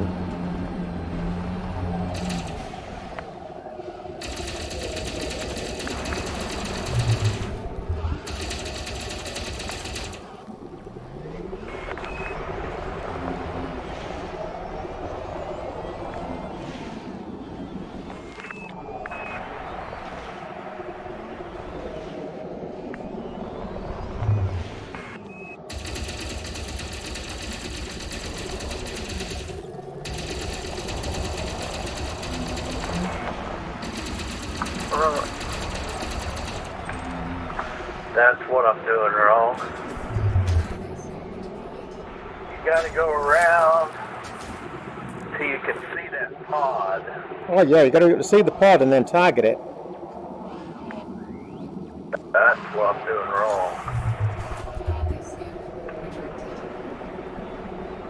That takes it right off. Yep.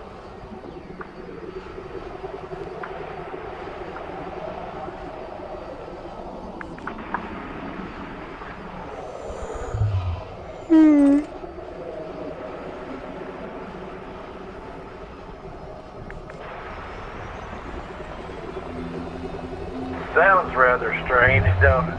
Yeah. Really freaky. Got like a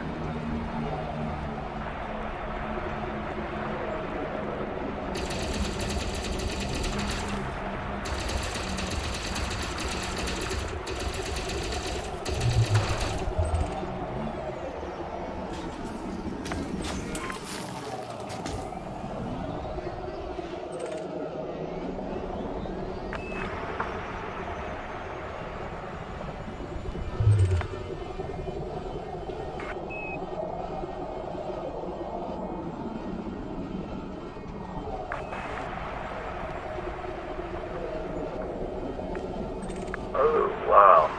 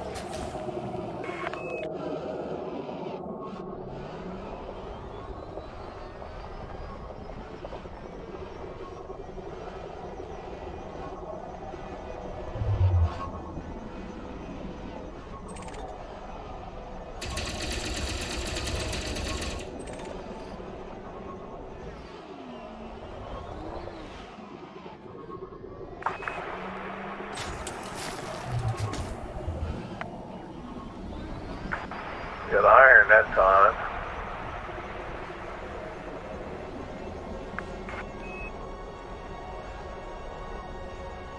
Another one over there.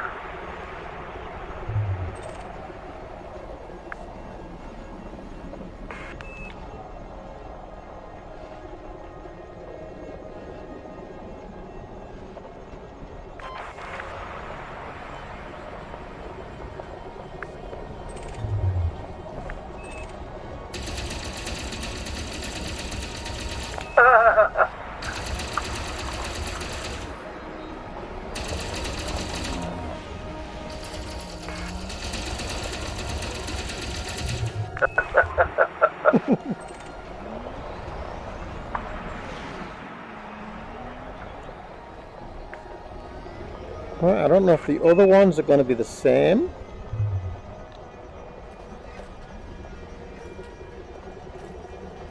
Or not. This looks like kind of rough terrain for the ship. I want to recall the ship and then we can kind of take a look at some of the others and check them out. This is...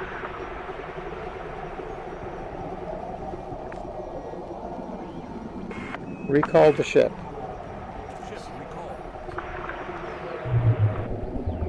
Don't know where it's going to bring this down because it's kind of rough. Locking onto your beacon now. Come that thing on. SRV beacon confirmed.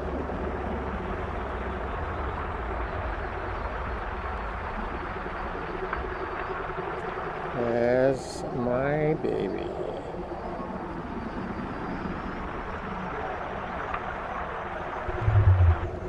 Come on.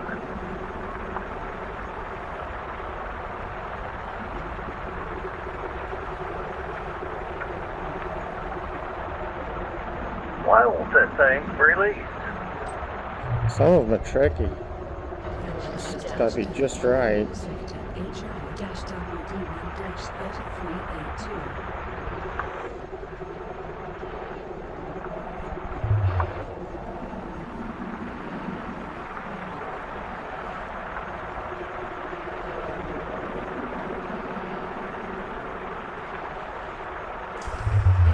Standing by for recovery.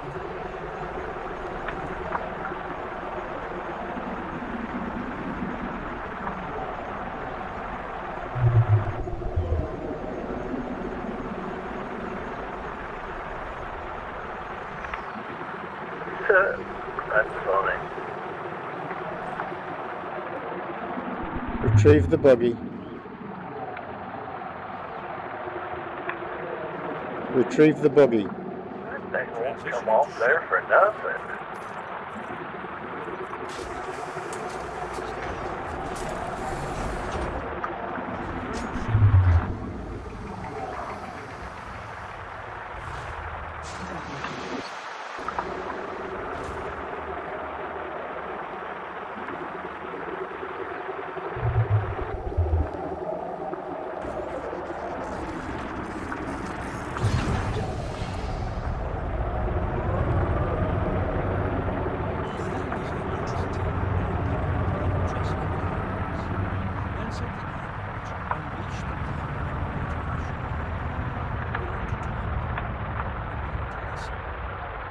Speech has allowed the communication of ideas. There it enabling comes. human beings to work together That to sucker.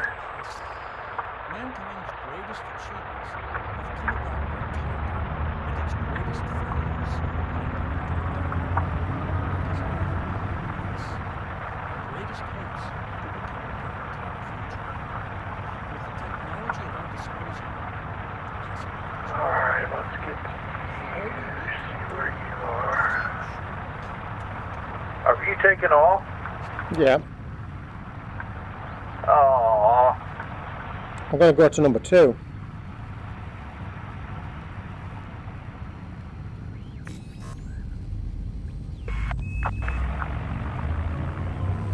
Ready to engage.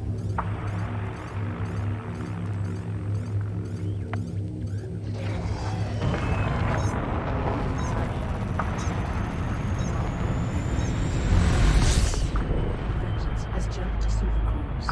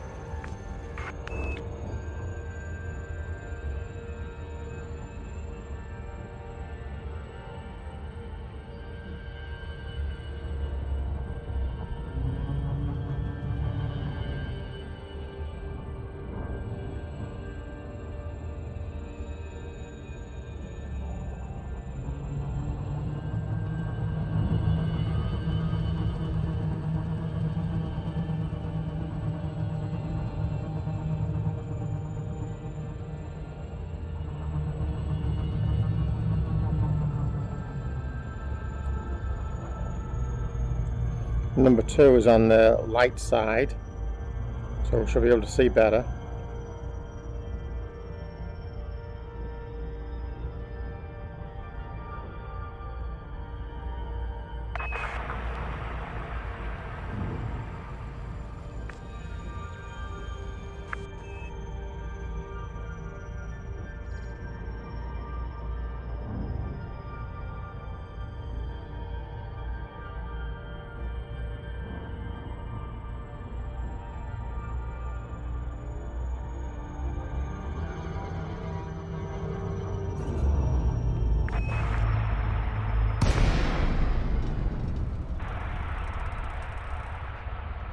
Left Super Cruise close to planet Omega Sector HR-WD1-3382.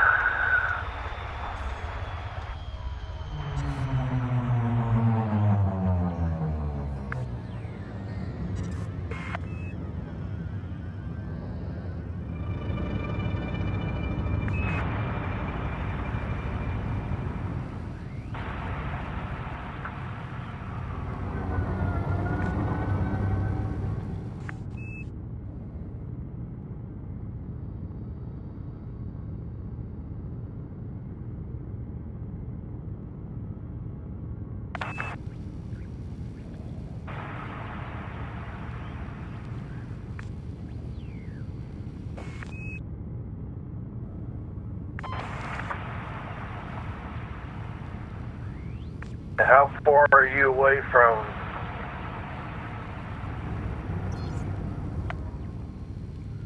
It's on the lighter side of the planet, number 2. I'm coming down to land now.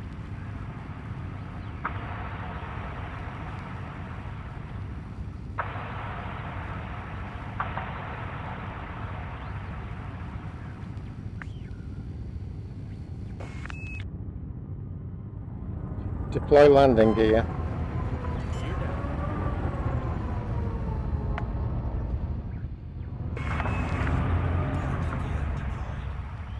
Looks like it could be a bit rough. Train.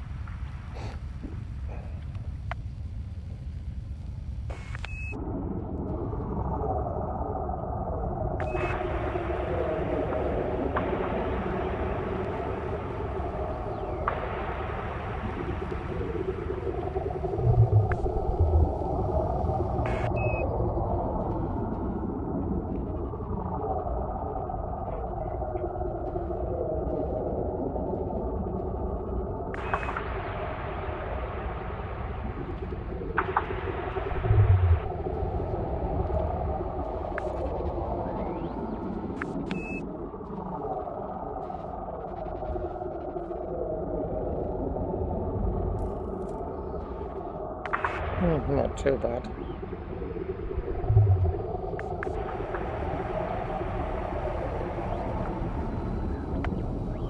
Oh. Other not. Deploy the buggy.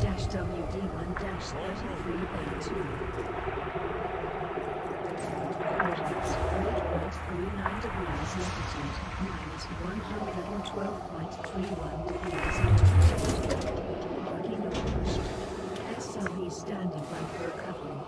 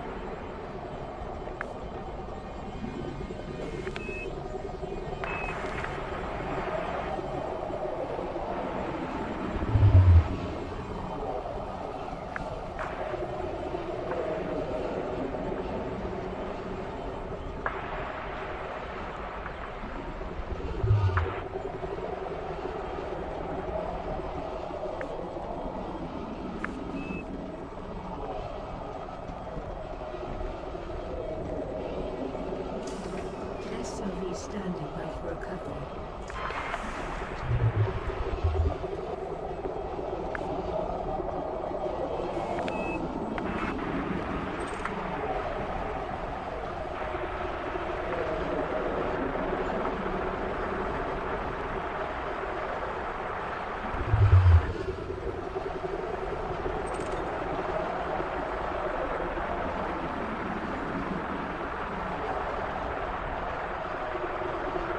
Lights off. Lights off.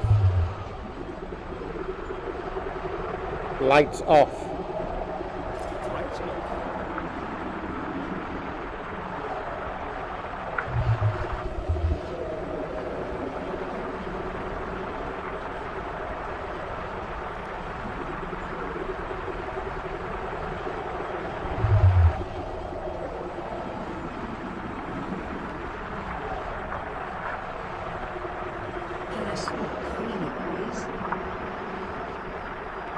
You have my attention. Perhaps we should look at becoming more familiar with the strengths and weaknesses of other space. Are you right at the site? Yeah. Yeah, I'm coming in now. It's best to know their strengths and their weaknesses before you encounter them.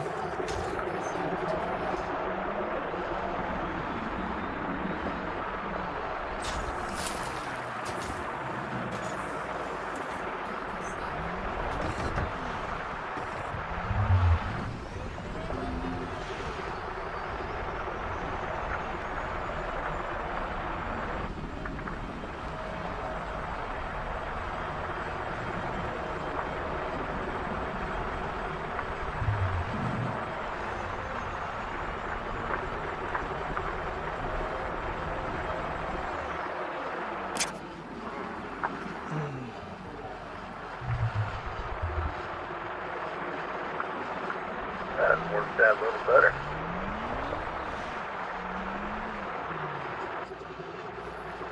Wow, this looks so pretty. Huh? Looks so pretty here. Kind of barren but weird with these tree bark things and night sky. External camera.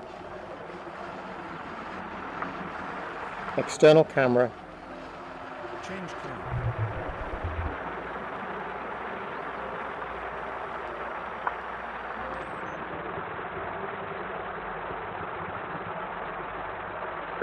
Meters out.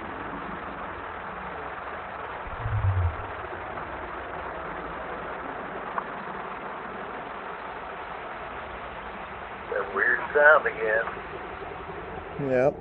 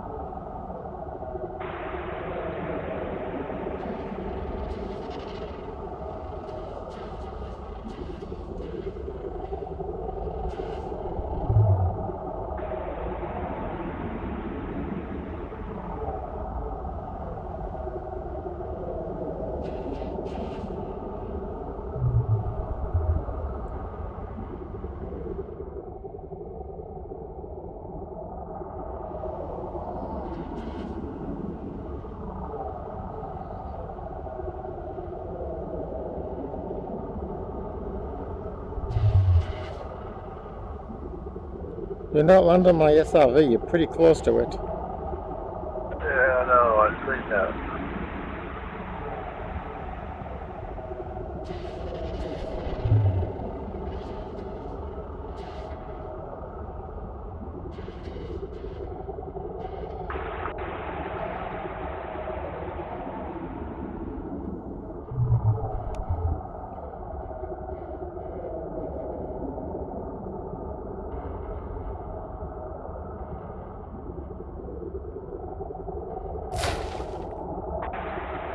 Crunch.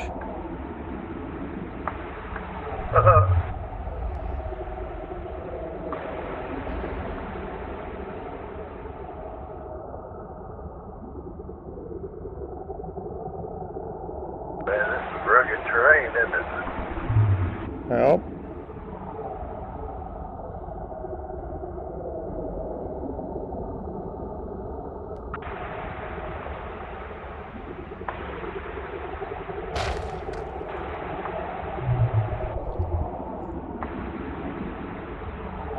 Wonder how many people are watching this stream right now thinking, I'm glad he's not flying my ship.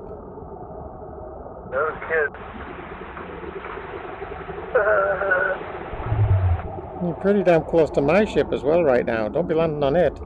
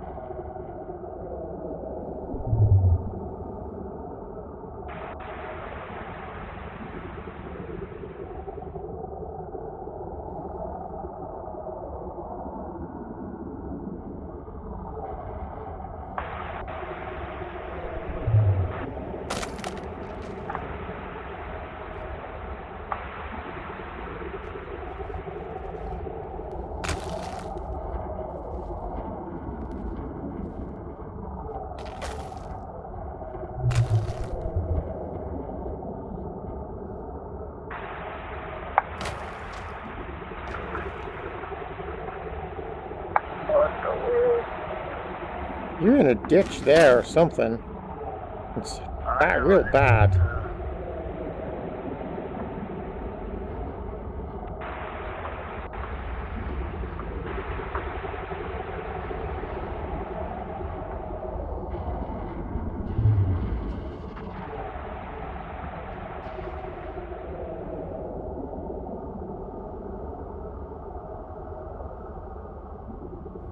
You're right over a cluster of trees, just to one side of that ditch.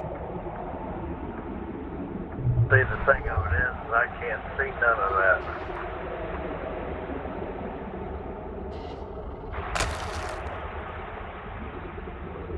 I'm glad there wasn't a squirrel in that tree. Man, this...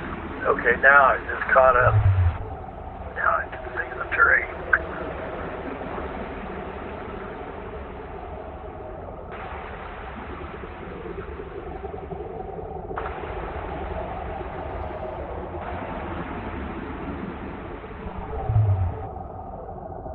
I'm gonna...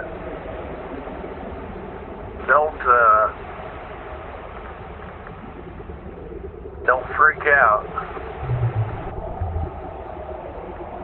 Because I'm gonna pull up here and park beside you. I know your parking's like.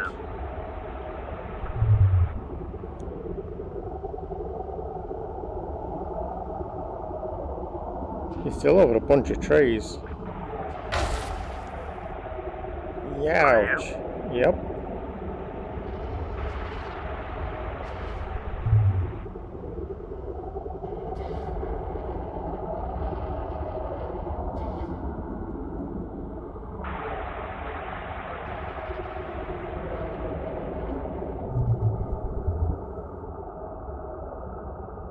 I'd say you want to go forward for maybe about another 3 or 4 ship's lengths to be clear of the trees.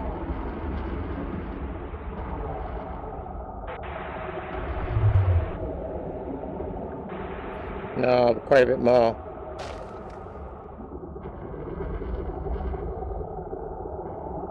No, keep going. You want to go up now. You want to lift up a bit. Go up a bit and a bit further forward.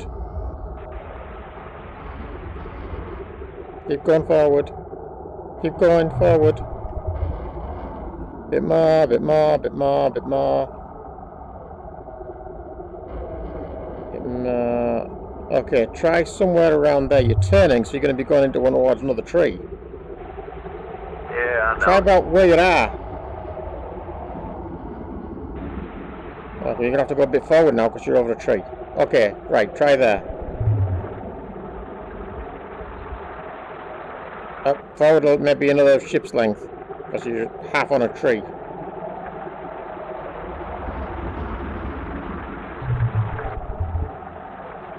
Should be better in that tree now, somewhere closer on there. Now I got it now.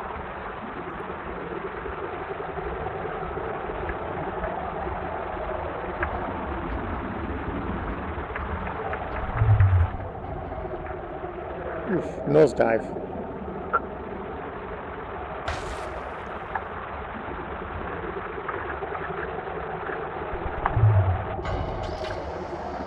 That sounded better.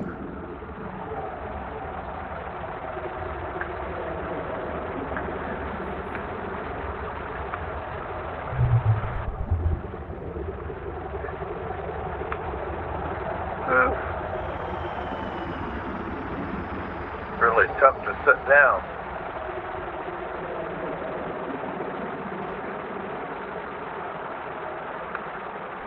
It's called hemorrhoids.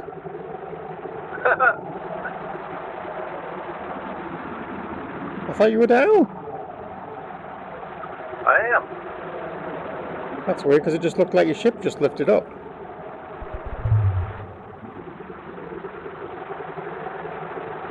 It probably did. It's putting me out. It's trying to get rid of me.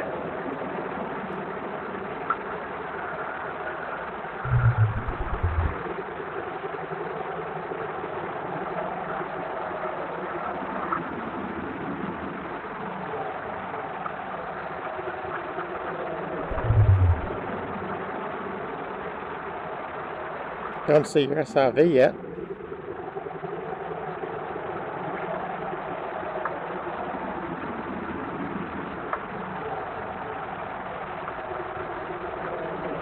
Oh, there you are.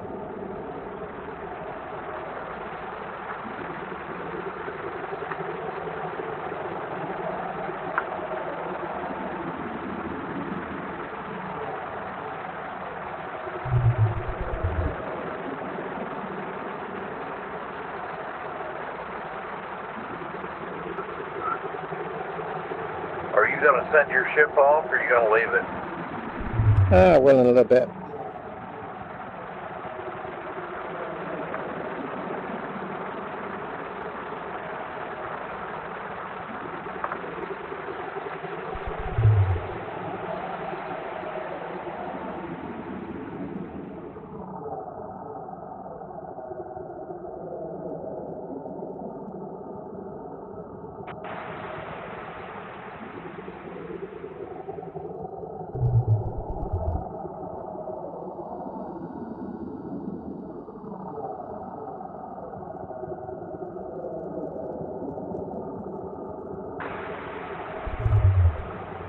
External camera.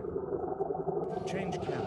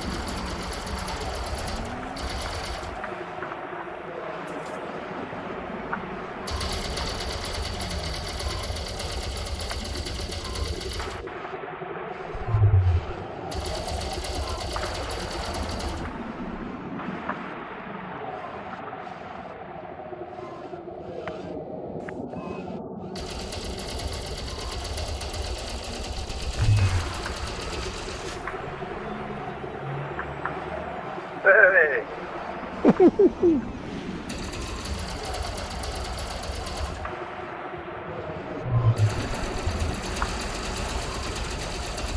Stupid thing.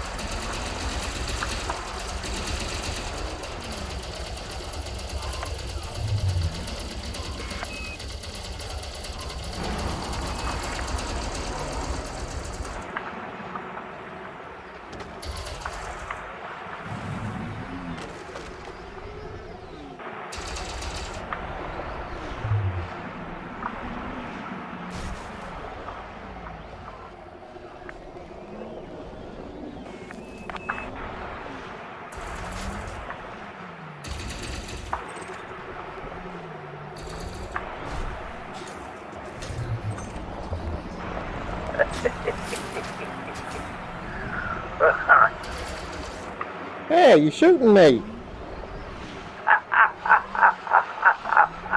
You took my ship down to 96%! Oh no! You're shooting me! Where did that thing go?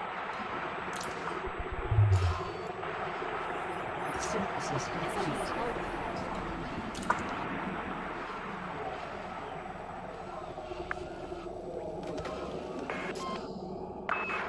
Man, them things are wicked.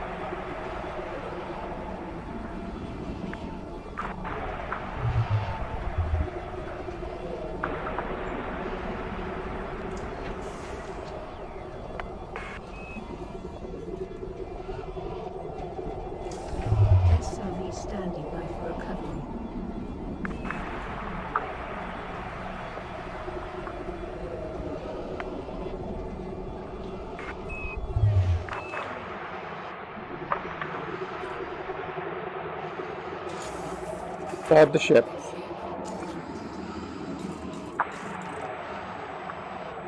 I don't know what it thinks it's doing there. Retrieve buggy.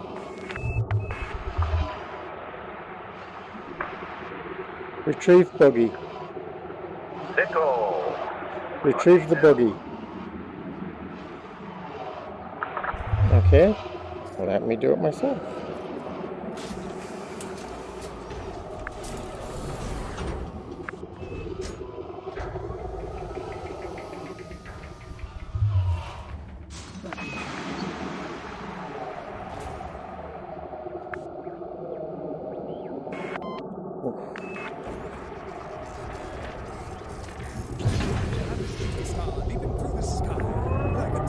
I think I might need to head back to the station or something. I'm starting to drag. I suppose my design had a sense of humor. I'll turn in the stuff that I've scanned and... There it is.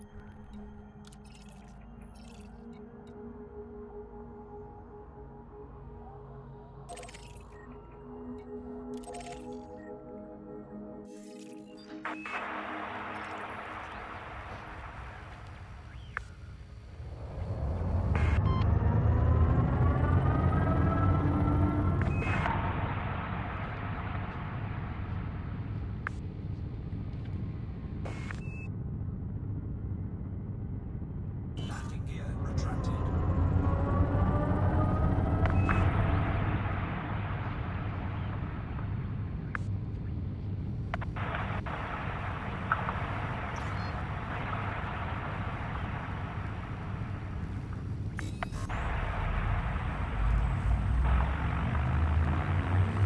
Ready to engage.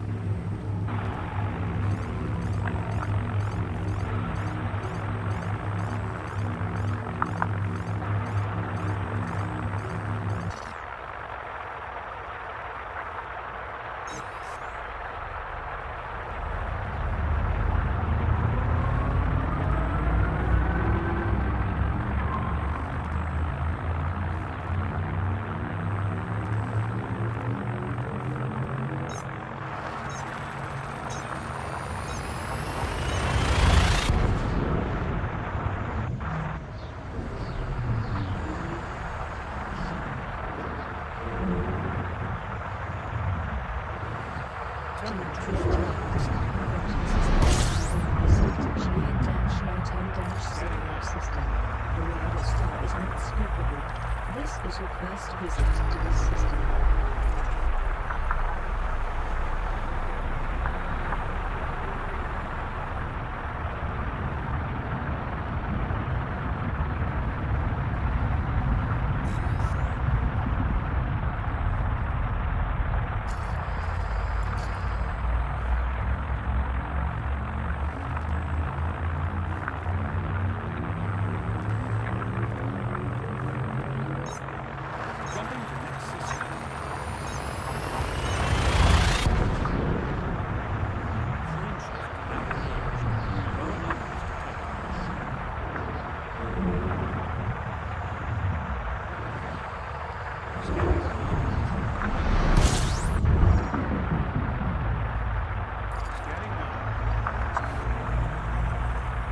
Heading back to our home from home.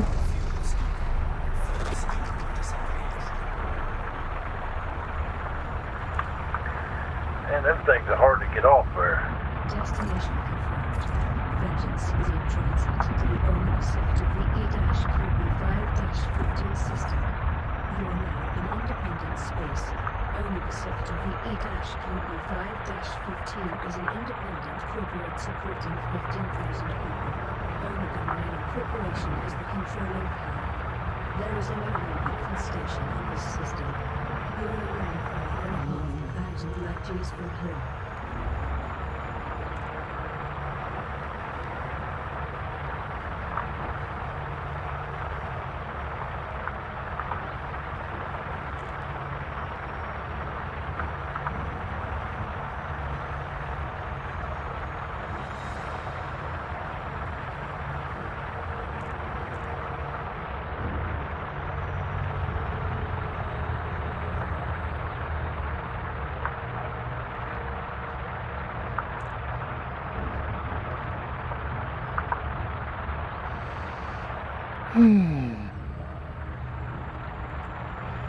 Well, making some headway back.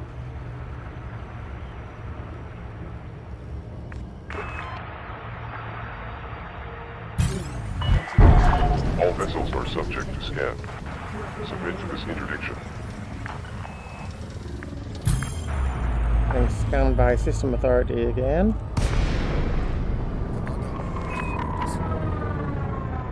Left Super Cruise in the vicinity of planet Omega sector of the E-QB5-157.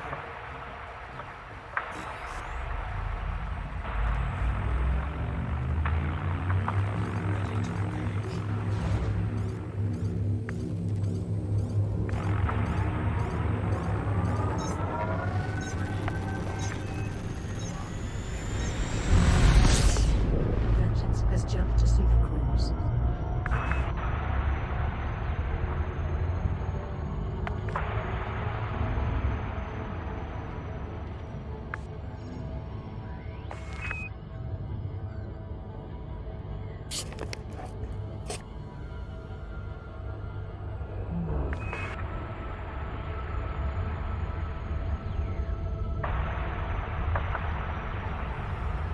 I don't like coming in from this angle.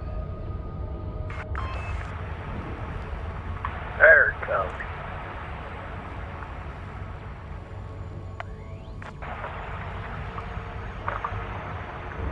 Vanadium.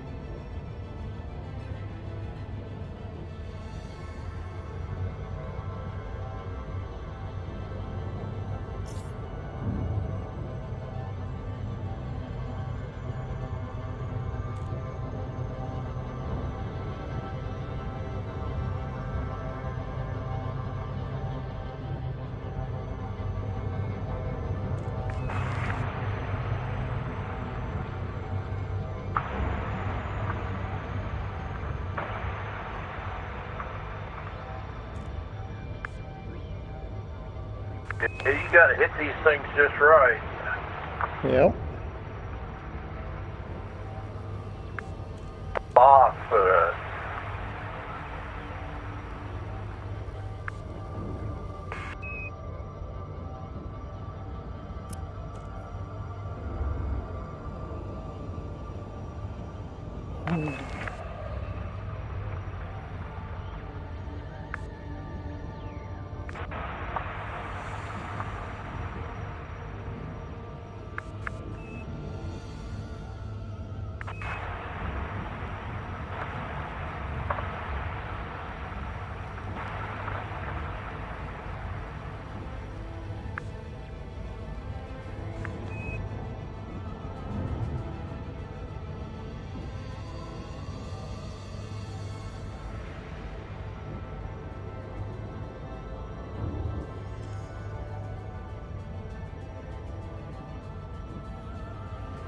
This is a long haul back this way.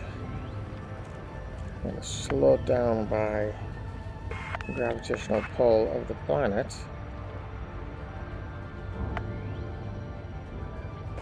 As you're coming into the station, which is in between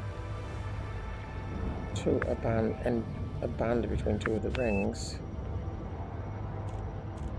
And even at full speed, it's not really The death and violence are too much. We can only survive if we leave.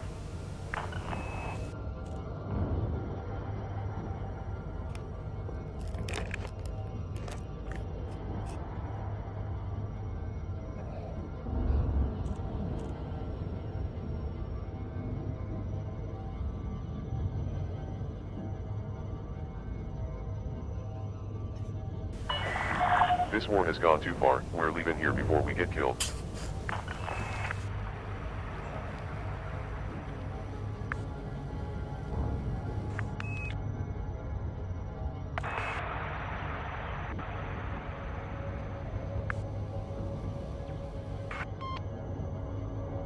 Come on. It's the longest this has taken forever. It's taken forever. There are safer places out there and we're going to find them, no matter the risk.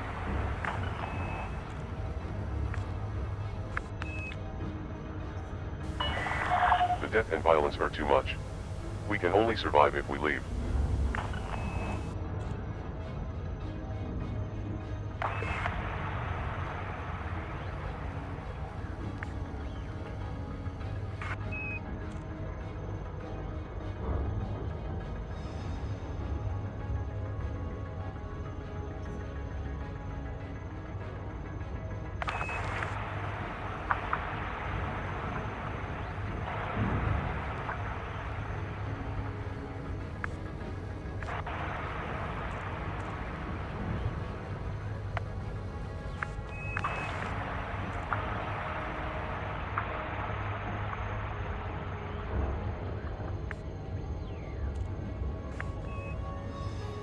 Things have definitely been more stable this last week, I think.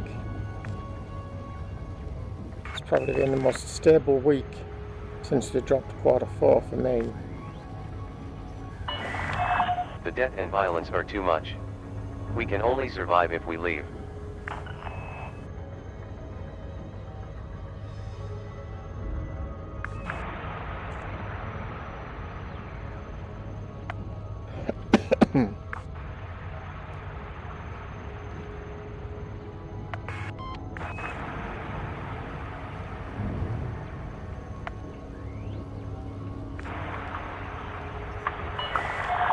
Stay away, you don't want to get caught in the crossfire.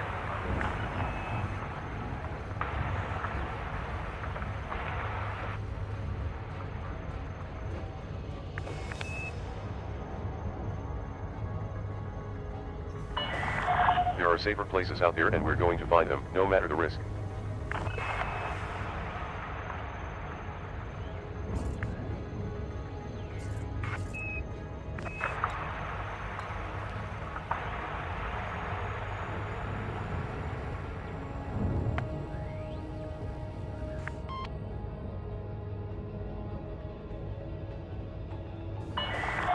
This place is dangerous. I'm not going back there until it's all over.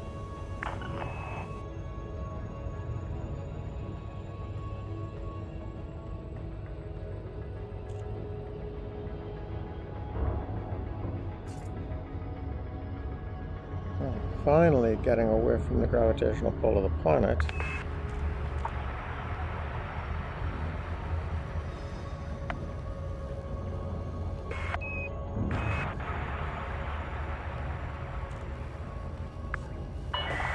This war has gone too far, we're leaving here before we get killed.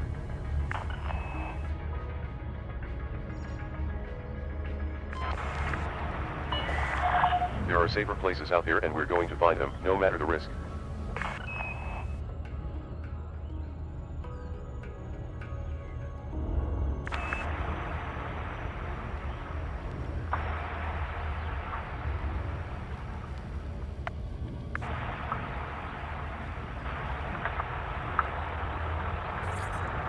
Disengage. Super Cruise drive disengaged.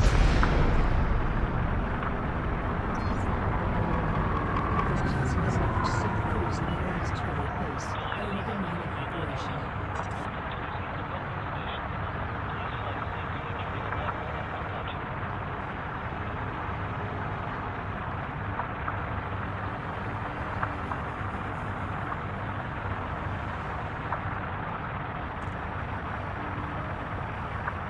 Request docking. Requesting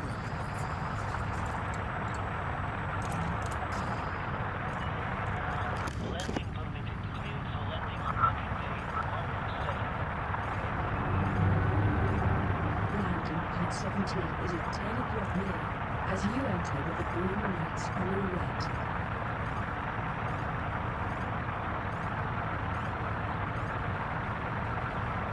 Extraordinary claims. Extraordinary evidence.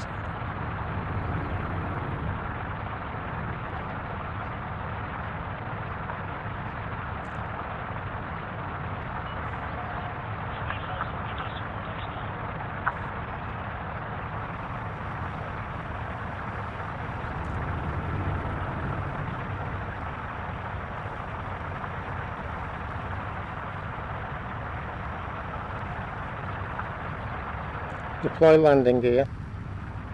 I'm deploying the landing launchers for landing.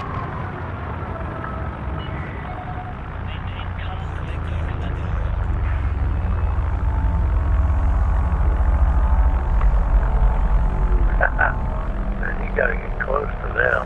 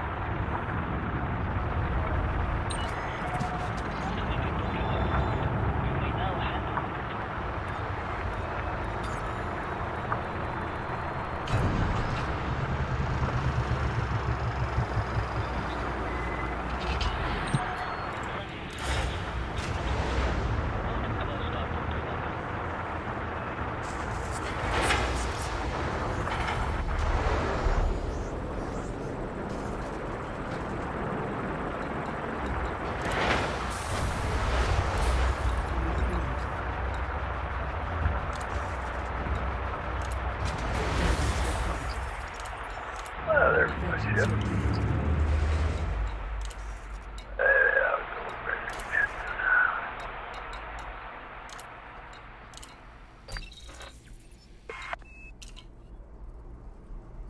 There we go.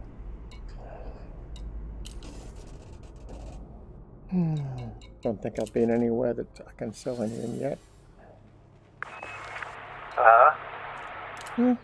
Had a little bit of cartographic data and I only went 2 jumps out. Message.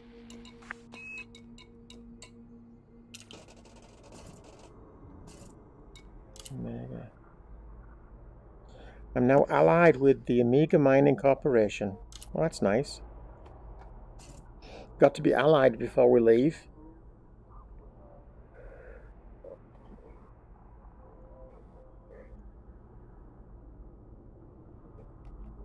Well, I think I'm going to call it a night, and I'm going to stop the stream, and I want to turn in. So, safe travels, stay out of trouble, Okey-dokey. and I will catch you later. Alright, we'll talk to you later, Al. End broadcasting.